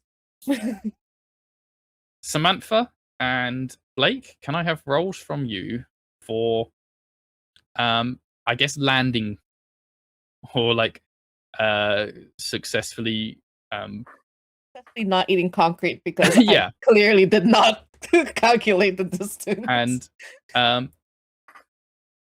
let's see. I'm going to give Samantha a +1 for composure. So you can add +1 composure to your sheet, Steve. Wait, I'm the one who gets composure? You get composure That's why. because you're falling down. Okay, is this I put this under animal features or mutations? No, this goes under your developments. Oh, okay. All right, my bad. Have you got? You've got an Afterdeath character sheet open, right? No, No. I shouldn't. No, Wait. of course, yeah, I do. I don't have the overgrown after the sheet open. What do you mean? No, Everyone's of course got an not. Afterdeath Give me a character second, sheet, give me a right? second. Yes. I do now, yes. Okay. I will put it in chat if no one does. Okay. Yeah. So I don't get any bonuses, and I roll a d20. Yeah, you don't get any bonuses on yours. And just d20, I got a nat 20. Let's go. Wow. Let's go. Okay. Steve, what did you get?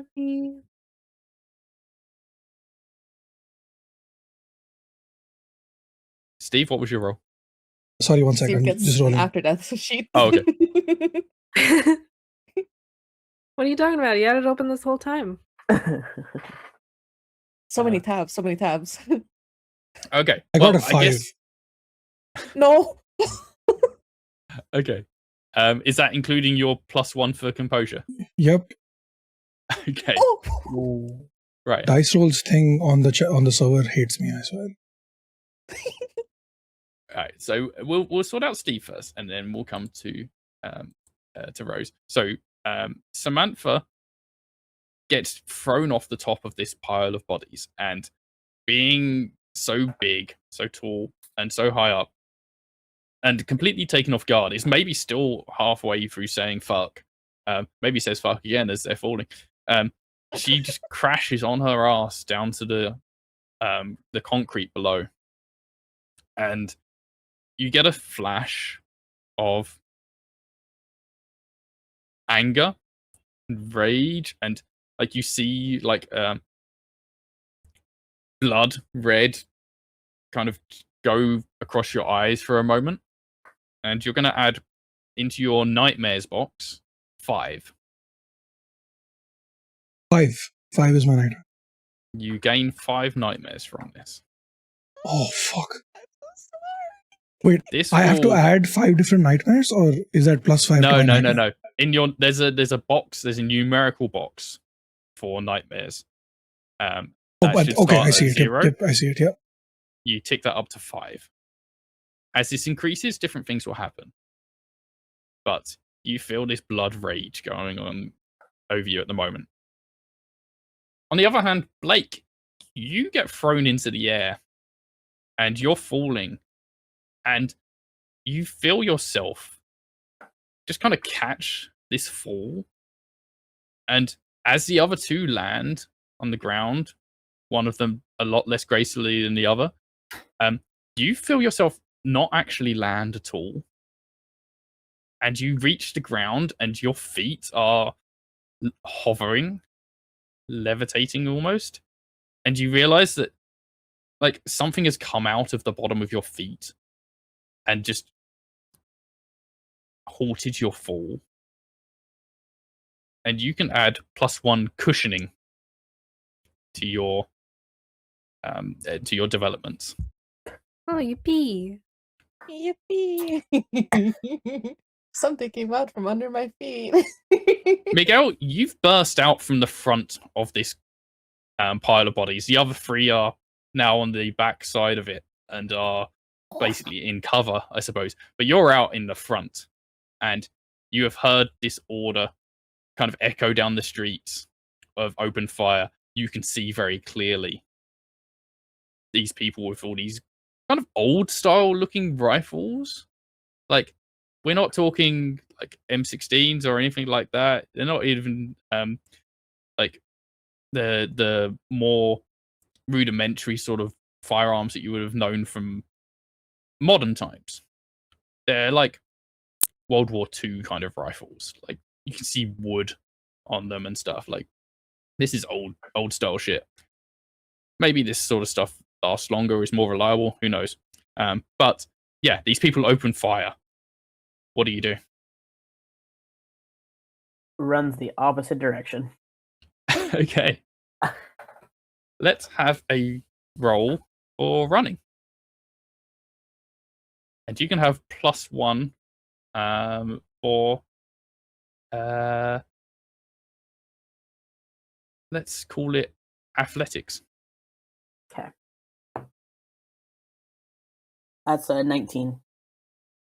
Okay. Yeah. You run in the opposite direction. Are you just running down the street? Are you running to try and get behind the pile of bodies? What direction? I think trying to get on the other side of the bodies, and I think accidentally meeting up with the other 3, like not realizing that that's where the direction they went, but is going in that direction anyways. Okay. So put +1 athletics in your development. So Right. you zip round this pile of bodies in like half a moment.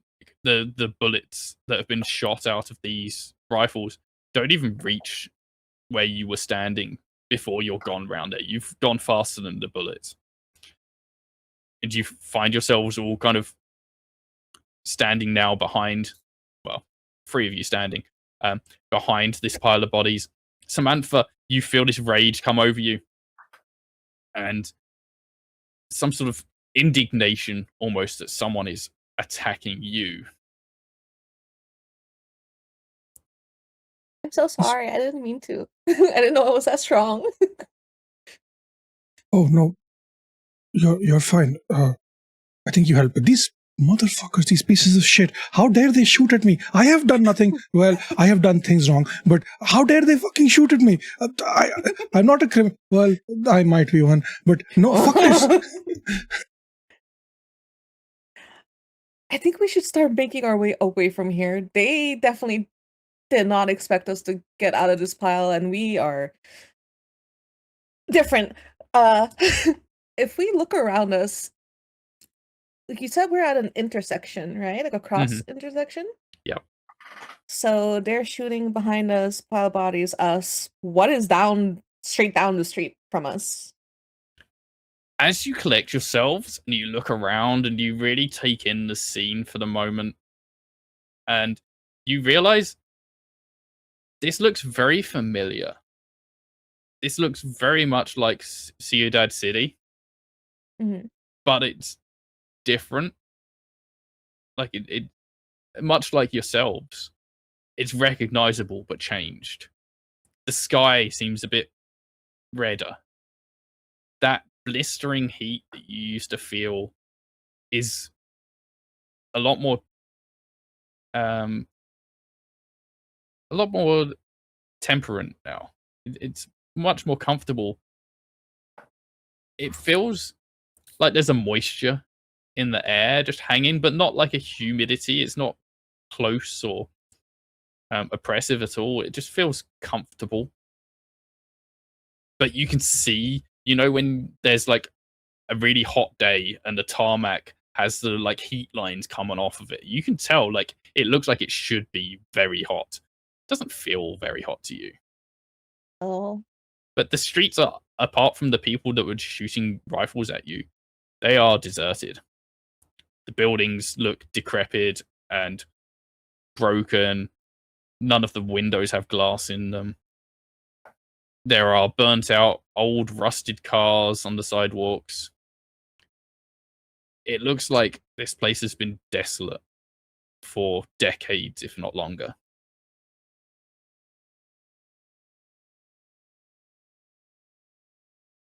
Wait. Oh. How long have we been dead? How long have we been what? I don't know. Stuck under those bodies? Why did they say? Well, I didn't hear that actually. But are we the only Well, ones they were left? talking about that they had time, that they had 5 more minutes, and that we shouldn't be moving. I don't know. I don't know what's happening. Yeah, no, You same, look but different. And she yeah, says it so that do you. way while like assessing them. Like, you look different. All right, let's get out of here first, and then we can contemplate all that. Another volley of rifle shots rings out in the street, and you can hear the bullets slamming into the pile of bodies behind you, and some of them ricocheting off, some of them going down the sides and flying down the street next to you. Miguel can follow the bullet through the air as it sails past and just like watch it as if it was just a bumblebee just lazily flying through the air. And Blake, you can feel the authority of these people with the guns start walking down the street. Mira, Kat can hear them stamping forwards in a line, walking towards you. Yeah, I'm gonna start. Okay, are we running or are we fighting? Yeah, no, I'm running. Running. I'm running. We are running. Okay, He shot at us. We should take him out. No. No. There's 24 of them. Absolutely not. If Well, you we are can- running, I'll have a running roll from each of you.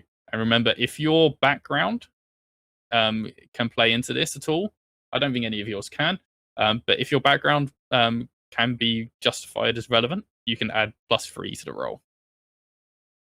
I just Not picked mine. track star instead of drug dealer. Yeah. If Samantha isn't running, if Samantha wants to stand her ground, we'll no. come to you in a second. No, fuck. If No. none of the others are staying, then she will also run. Yeah. We I need might to say I pick have and a choose our 7. battles, I I might guess. stay against my will. Okay, so we got a 7 from Kat, Yeah. 18. 18 from Miguel. I got a 12 just Okay. on the dice. Got another how about 4. What the Samantha? fuck? Just use a dice roller. Damn. Okay. So Miguel again just zips away. And as you're running, you find yourself catching up to those bullets that were flying past a second ago.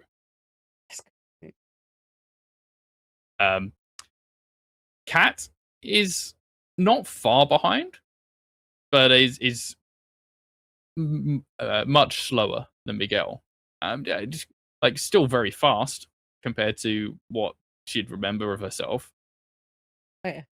But Samantha and Blake find themselves almost being pulled backwards. It feels like something is stopping you from being able to make progress. And it's like, you know, those dreams where you're running but not going anywhere? It's like that. But Blake got a 12. I hate that. Yep, Blake rolled a 12. Okay. It is much more pronounced feeling for Samantha than Blake. Blake is pulling away a little bit from Samantha, but you're both feeling yourselves almost like magnetically pulled backwards, but neither of you have anything metal on you. When you look down at your clothing, but you're in rags. Your clothing is dirty and torn and covered in detritus from being in a pile of corpses for who knows how long. Steve, Samantha gains another 6 nightmares. That's great.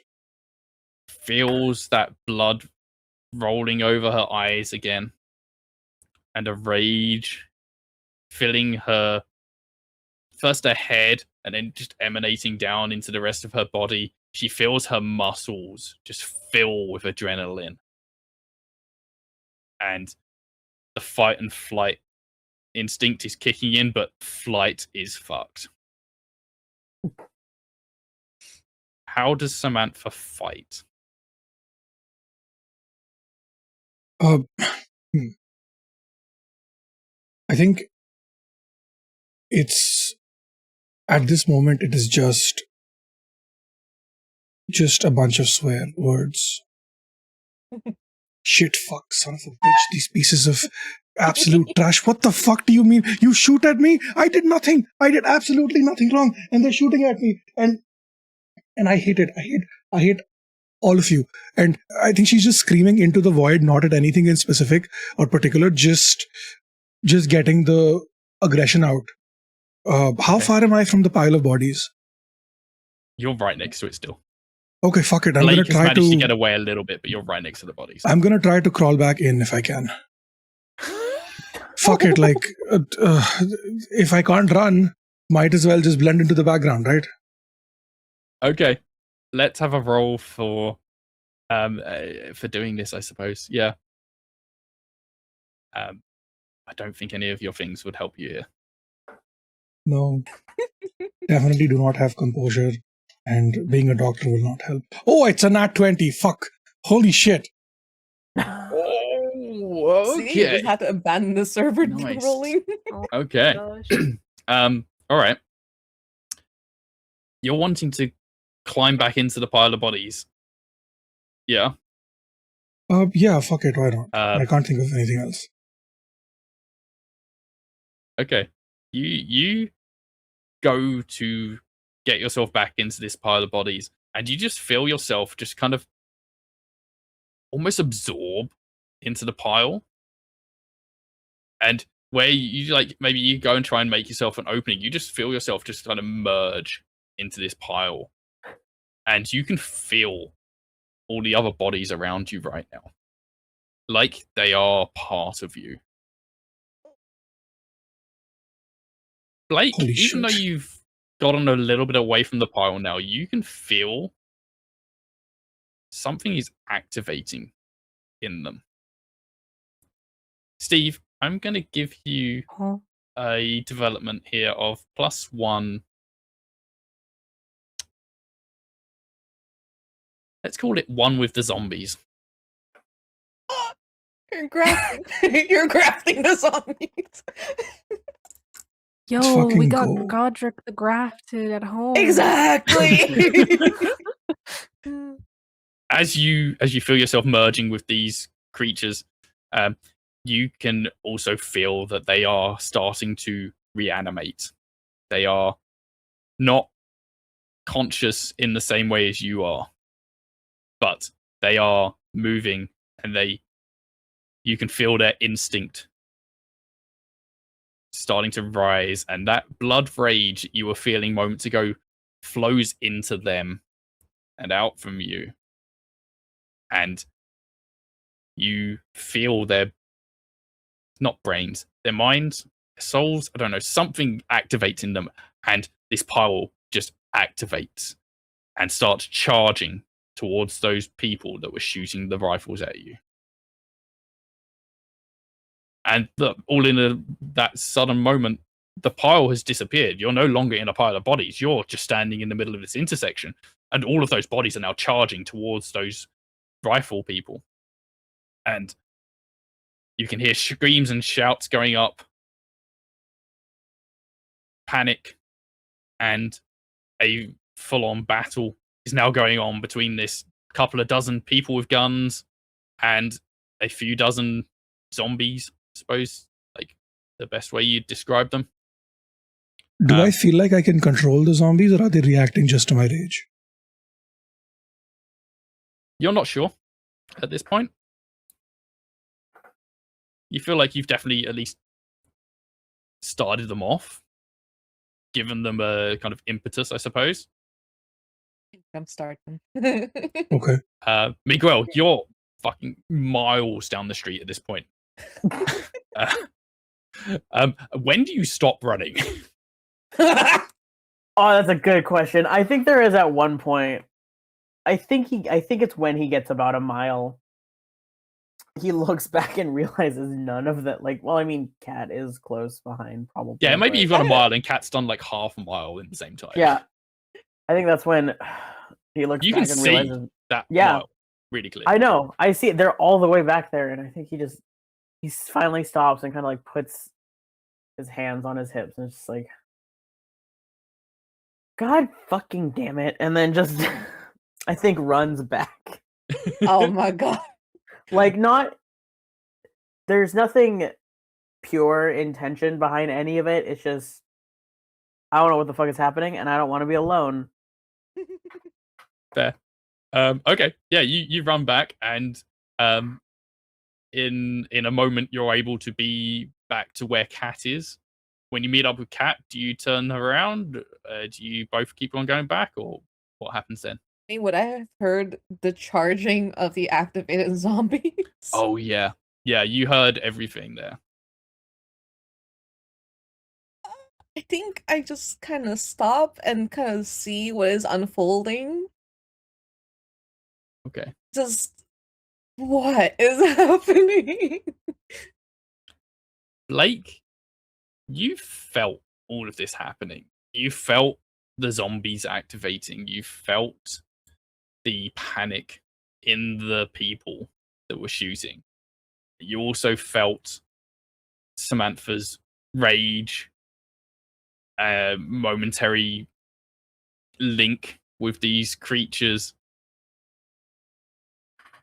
I think you probably have a pretty good grasp of what's going on all around you right now. What is your reaction? You're still fairly close to Samantha. Well, Samantha seems to want to stay and fight. Blake doesn't, so he's gonna try and leave still. Okay. Where's he going to? There's no pile of bodies anymore. Where Cat went.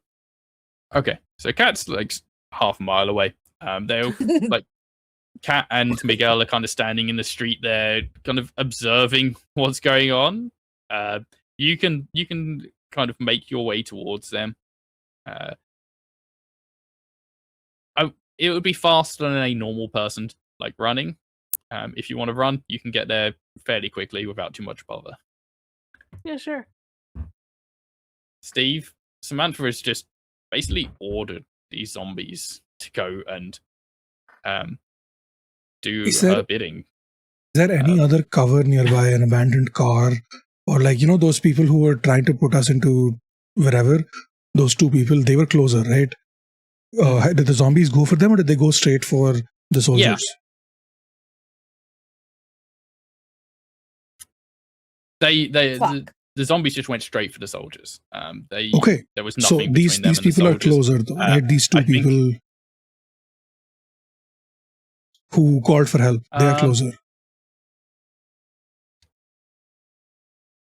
Yeah. Okay, so the soldiers are maybe 2 blocks away, and these people are the people who called, the people that were piling you up, they have gone like down a side street 1 block away. I'm going after them. The people who are piling us into things. I'm going to let the horde do whatever. They are fighting the soldiers. That's great. I want answers. So I'm going after these people with that in mind of, hey, what the fuck? Why were we in bodies? What were you doing with us? That kind of stuff. Okay. Yeah. Let's have a roll to see if you can find them. Like a searching roll, I suppose.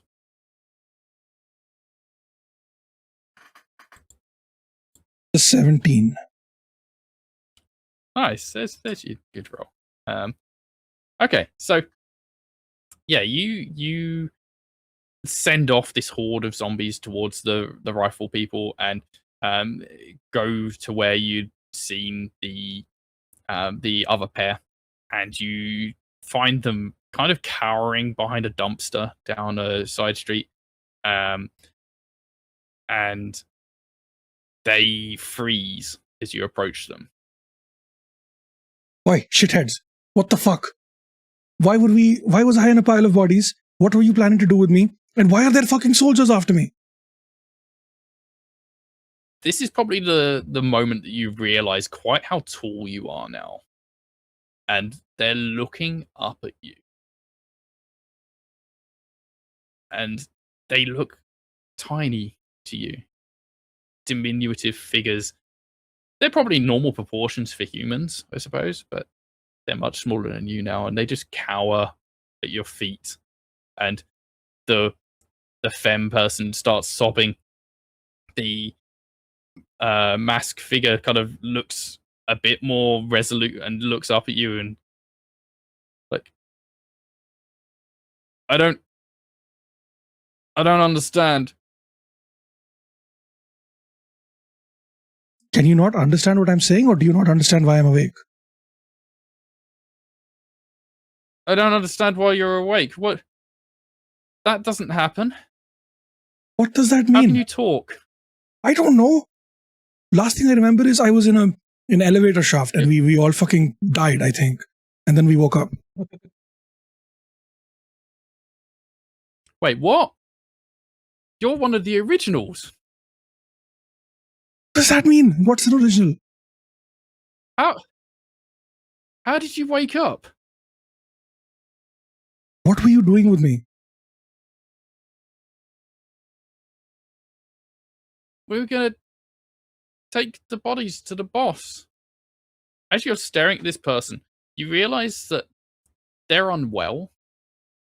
Like, they're not coughing and spluttering or anything. They're not, like, sick, like, visibly, but you can sense that there's something wrong with them. Let's have a medicine kind of roll. You can include your doctor background. A 3. Fuck. Luck's run out. Yeah, you can definitely tell there's something wrong with these people. Wait, was that a 3 including your doctor skill? Oh no, it's a 6. Sorry, with the Okay. skills. Yeah. Something is wrong with these people. You can't tell what, but both of them are sick in some manner. They don't have boils. They don't have scars. They don't. I don't know. Maybe their skin looks a bit sallow. Not sure. There's something wrong with them. And the guy says, "Look, I don't know what's going on. I don't know who you are or how you're alive." And when he says alive, you can tell he's not sure that alive is the right word. Like you were a zombie. You were dead. We put you in the pile to take to the boss. And What does this boss want from us? And what do you mean by dead? How long have I been dead? What year is it? you can see that his brain is like the cogs are turning. He's going through some sort of process, and he looks like he suddenly realizes he said something wrong, and he like just closes his mouth and just like backs away. He's like, You think I'm a zombie, right? I'm gonna bite you and I'm gonna eat your brains if you don't tell me what is happening. Samantha has no fucking idea what's going on, but she's going by zombie tropes. So okay, let's have an intimidation roll. Oh, I will give as a you weed plus dealer, 2 would I have? giant test. Okay. Oh fuck. Okay, I'll take that. So you can add that to your developments. Probably like we're not that far away. So like as I'm listening, I probably would have told him to like let's just go towards Samantha. Okay. Since it seems relatively safe for us now that these soldiers are fighting off whatever that is. I got an 8 with the +2. Okay. Do the 3 of you others just start approaching to where Samantha is? Yeah, I probably would have heard, and then kind of lock eyes with the other two and just start walking that way. Okay. Does Miguel go up ahead? Or Alright, do they you're stay so together? pissed. You're muted. You're muted. Ha ha ha. Sorry, guys. I think Miguel doesn't go ahead. I think he stays just a little behind, but is still like watching out. Yeah. Kat can hear this entire conversation. The other two you can't. But if Kat relays to you what is being Probably said, as we're walking, I'm just like relaying what's being said. So like the part about us being originals and the fact that they clammed up when Samantha asked how long we've been dead definitely would have caught her attention. Can I sense what they're feeling from here, or do I have to be closer? you can sense it. You can sense the emotions going through these people. The woman is definitely in shock, and their brain is going at like 1,000 miles an hour. They are conveying really nothing to you at this point, but the masked person is trying to keep themselves together, trying to figure out what they should do, what they should say. They are scared. Not just of Samantha, but of something else. At a glance, right? Because we all look different than we did before. At a glance, because Samantha is towering, so even if they're really pretty, they're still giant. Which one of us seems less intimidating?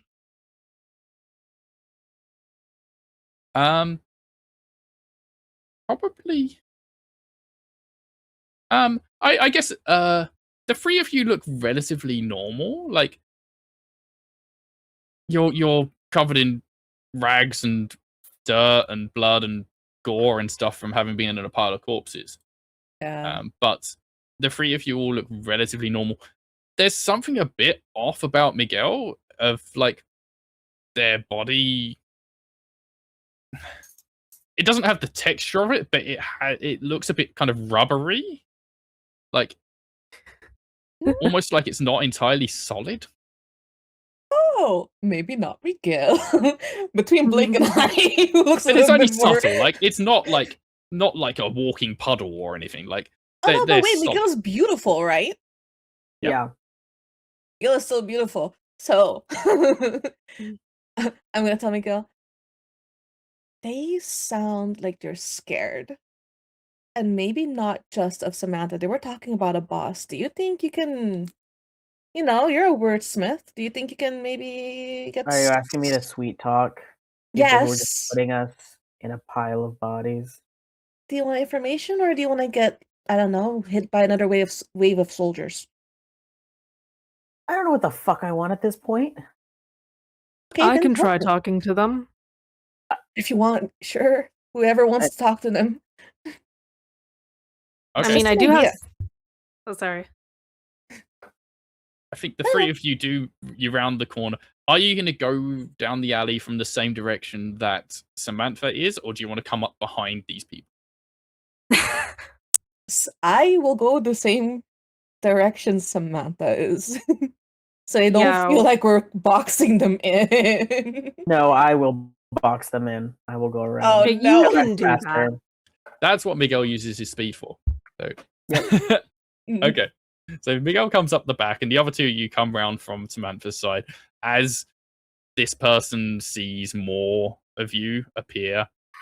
Like, Blake can feel the panic rise again in them, and their eyes go wide. Samantha, you can hear and feel the others coming up behind you. You see Blake, you see Miguel coming up behind them. Blake, what do you say as you come around the corner? I think he's gonna actually once he comes to a full stop, he's actually gonna kneel down, make himself look like a little smaller, crouch down, Okay. and say, "All right, let's calm down. We're not gonna hurt you unless we have to, but we won't have to do that if you just let us know what you know." Okay. Let's have a roll here. And I think it's kind of a empathy sort of role. So I'll give you your background for this, which is acting ordinary. And I'll give you +1 for talking. Alrighty, so that's +4.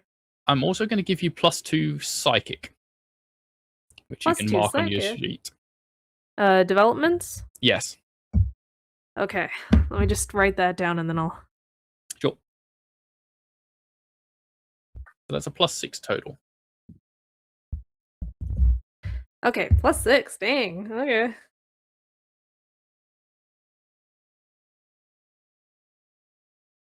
Okay, that would be a 16 in total. I rolled a 10. Okay.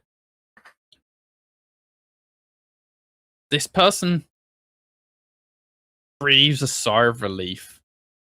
It's like you've just told them that everything's going to be okay. The world hasn't ended. You're all good. It's all happy. Your partner's fine. Everything's hunky dory. And you just see them visibly relax. And they say, I suppose we've got to take you to the boss then, haven't we?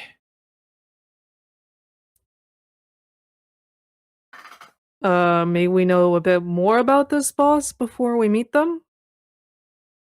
Well, if we don't take them the bodies, then we don't get the meds. And we need the meds. What meds? Are you ill? Yeah. And looks at their partner. And the partner seems to have relaxed a little bit now and is like, yeah, we're really ill. We need the meds. Can you help us? Look, we were supposed to move the bodies. We still had time, and we got to get them into the container, and we were gonna haul them down the road in the truck. But then you came alive. Cat kind of looks at Samantha, the one who moved the bodies unintentionally. These people have been down this alley this whole time, and I don't think they noticed that the bodies weren't in that pile anymore. Gosh, you Okay. just No, wait, have to so- make more work for the little guys, don't you? Oh, that's wild coming from the corporate. No, that was out of character. Oh, Samantha, No, you've just no. heard that you moved the bodies that they were wanting. Yeah, no. What did you mean when you said that you had 5 minutes? So, do these bodies just randomly wake up? I mean, they don't go down forever. I mean, that would be the dream, but yeah, okay, no. but then why does the boss want the bodies? Look, we don't ask those kinds of questions. Who is this boss? Is it like the government? Is it because I saw soldiers out there. So like, who is in control? Who's the head honcho or whatever? Is that the boss, or is there someone else? Well, the fighters, they're just kind of allies, I suppose. It's no government. The boss. I just Here or killed a bunch of anywhere? random people. Yeah. Don't say They, that. they've got a different boss. Look, I don't know much about them. They help out if we get ourselves into trouble. But Okay, but what the fuck boss, is going the on? boss has the Is medicine. We need the medicine. Okay, I get all of that, but like, how long has this been happening? Is this like worldwide, or is it only in this country? Where did you find? What are you sick with? Is it the same thing that we're sick with? Are you going to die and turn into zombies, or is it something else? Answer them one by one if you want. It's a lot. Look, I don't know much. The boss will know things, but we're sick. I don't know what we've got. Cat probably like tries to get Samantha's attention to kind of lead them away. If you let them, Samantha. Yeah, sure, yeah. I think you're stressing them out. They don't know anything. At most, they look like they're grunts and people that are hurt. They're not Even gonna if they're know. grunts, they would know about the history of the world they're living in, right? I mean, honestly, how many people did you know that knew everything about what's happening around all the time? I knew basics about who the president was, or like, what happened to the country in the last 10 years at least. I don't know how long we've been dead. Yeah, well, we had, the internet. And they kind of like look around. Do you think they have the internet? Fuck, okay, fair enough. So, They probably what only are you know about thinking? their Do we small like... group.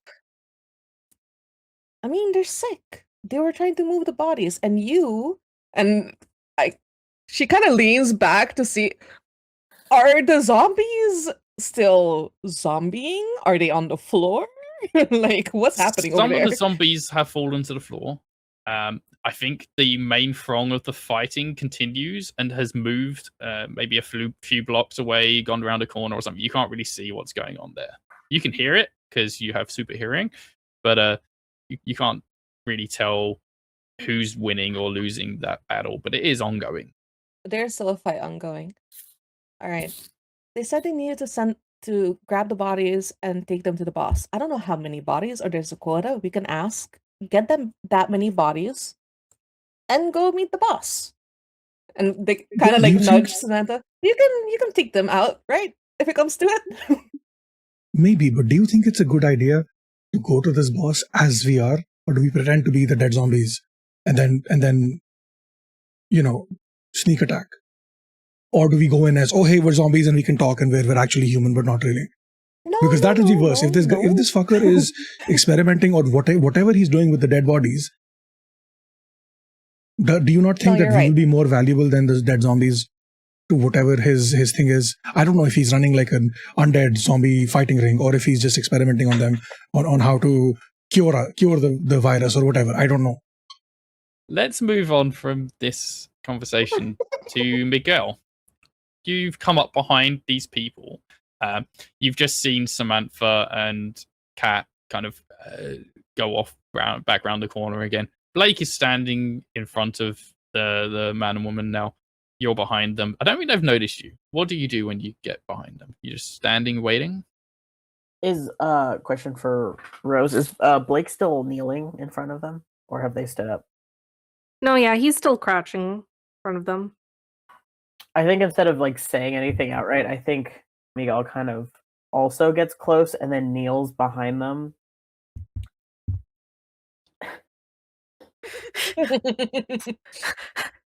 What are you gonna do?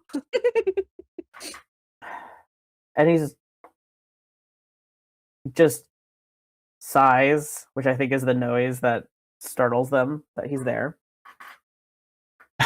Yeah, no, absolutely. Like you sneak up behind them and you make this like a quiet sound, and they both just jump and look over their shoulders at you, and the lady yelps.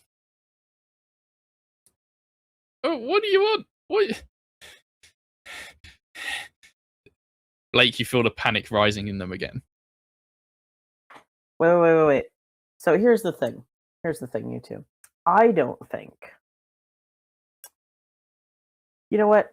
I think we both should be about panicking the same amount. Don't you think? I don't know. But I'm not. We're not. We're not going to keep panicking. That's not the important bit here. As much as I would like to, because 5 minutes ago, I had died in an elevator, and I woke up and gestures to the everything. Do you know what year it is?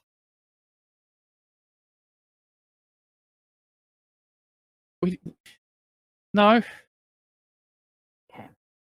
Do you roughly? You said we were, or I think Kat mentioned that we were The originals or original. something like that. Yeah. Do you know how long ago that was, roughly? I don't know. Generations? Oh. Does Kat hear that? Because if Kat hears that, Samantha's just gonna see her face fall. Kat would hear all of this. So, like, when you say generations, as in like your parents, grandparents, great grandparents. I mean, long before them, I guess we don't last all that long. Life expectancy isn't great. Oh, How no, old are you? that's so long. What is the life expectancy? I'm 23. Oh, fuck. Johan is 26. We're some of the older ones. Oh, alright. That's out of character, by the way. The boss has been around for a long time, though, so they can probably answer a lot more questions than I can. Is your boss going to attack us in any way if we were to come over there? You see a light bulb moment in this person's head as you say this, and she turns to Johan, and Johan turns to her, and they both just suddenly say, "We can take you. The boss will want to see you. The boss will want to talk to you. He'll give us our meds for taking you to the boss. Yes, you should come to the boss." Oh boy. Is there any emotion that I could sense or anything that would indicate that maybe they're like lying? Let's have a psychic roll. +2 psychic. Okay, so just normal d20 plus 2? Yep. Okay. Also, do I add I know you mentioned talking. Do I add that anywhere, or was that That's just like more. Yeah, if you add +1 talking to your developments, but that would be for when you're trying to like talk to people and Oh, okay. I'll add that. persuade them and that sort of thing. Oh. I got a nat 1. Oh, such good timing as well. Okay. Oh man. Blake, you sense in these people their desperation, but there's a genuineness to what they're saying. But as they're saying this, you feel a darkness come all around you. And where Miguel is standing or kneeling just on the other side of them, you feel Miguel fade away. And then the two people also fade away. And that psychic connection that you've somehow gotten with all of the people and creatures and the other members of your group just shuts off. And you feel so alone.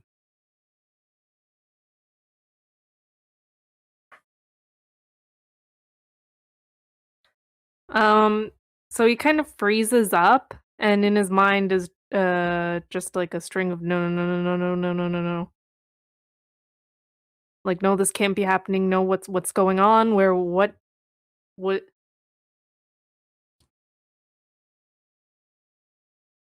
Add 10 nightmares to your nightmare total.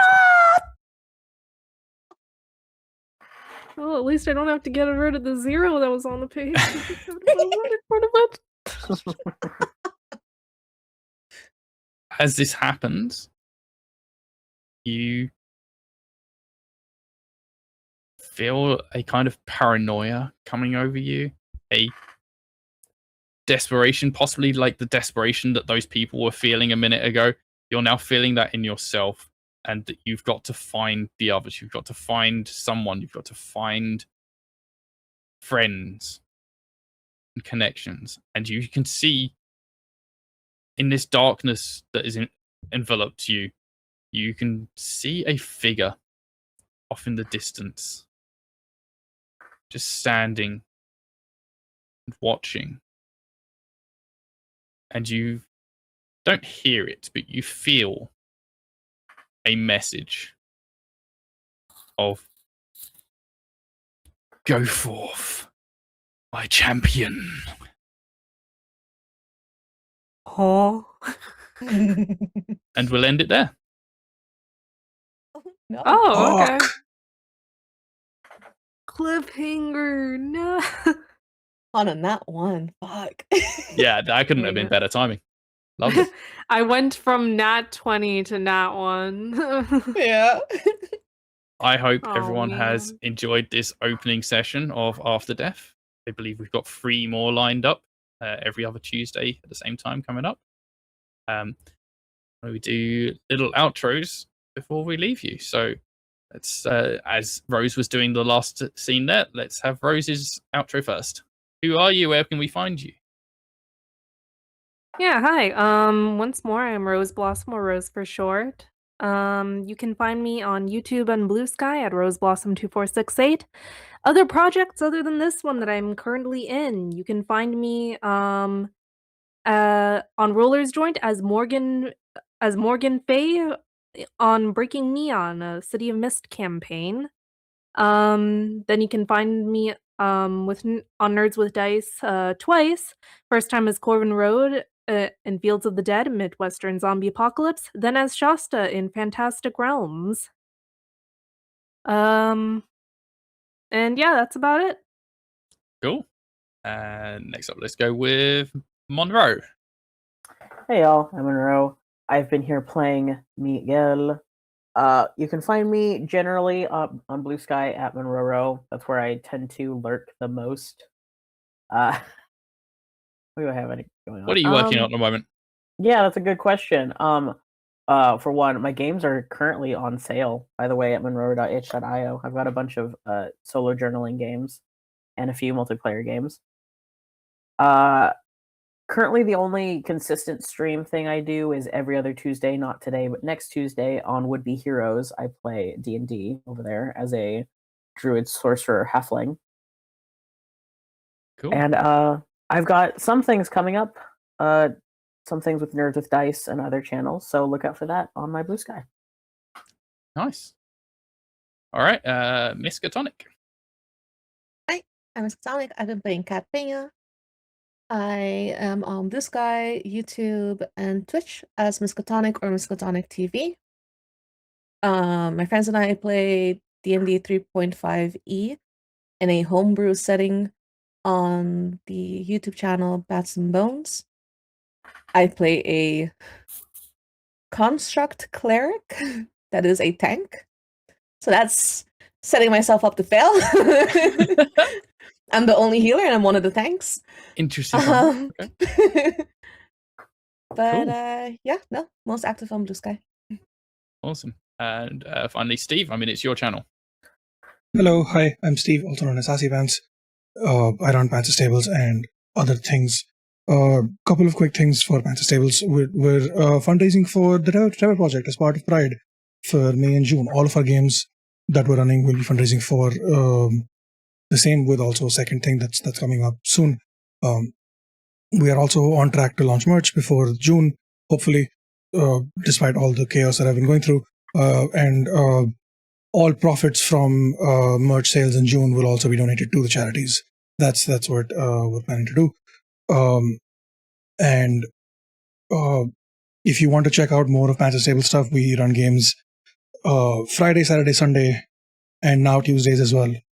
Alternate Fridays are different games. It just depends on the off weekend, so players have enough time to chill and do stuff. And yeah, I think that's basically it. That's all of that. We've got a bunch of cool things happening for Pride. Walking Dead game going as well, right? As part of the Summer of Zombies event. Yep. On the off Fridays that we don't have Dark Waters, which is a long-running D&D show, we are doing a Walking Dead game, which is where also somehow I'm playing a drug dealer. Apparently, that's what I'm doing. I don't understand how that happened, but the difference is Samantha is tall as fuck, and fuck names. The other one is short and stocky. So, they are different. They're not the same. So, at least, I made that distinction. Anyway, that's basically all of that from us at Pantsless Table. This was great. I had so much fun. Absolutely getting the shit scared out of me. And, but yeah, that's me, I think. But we're going to raid the Hype Goblin because we haven't done raids in a while. So we're going to do a raid. Well, I'll outro myself as well, mate. Yeah, for sure, yeah.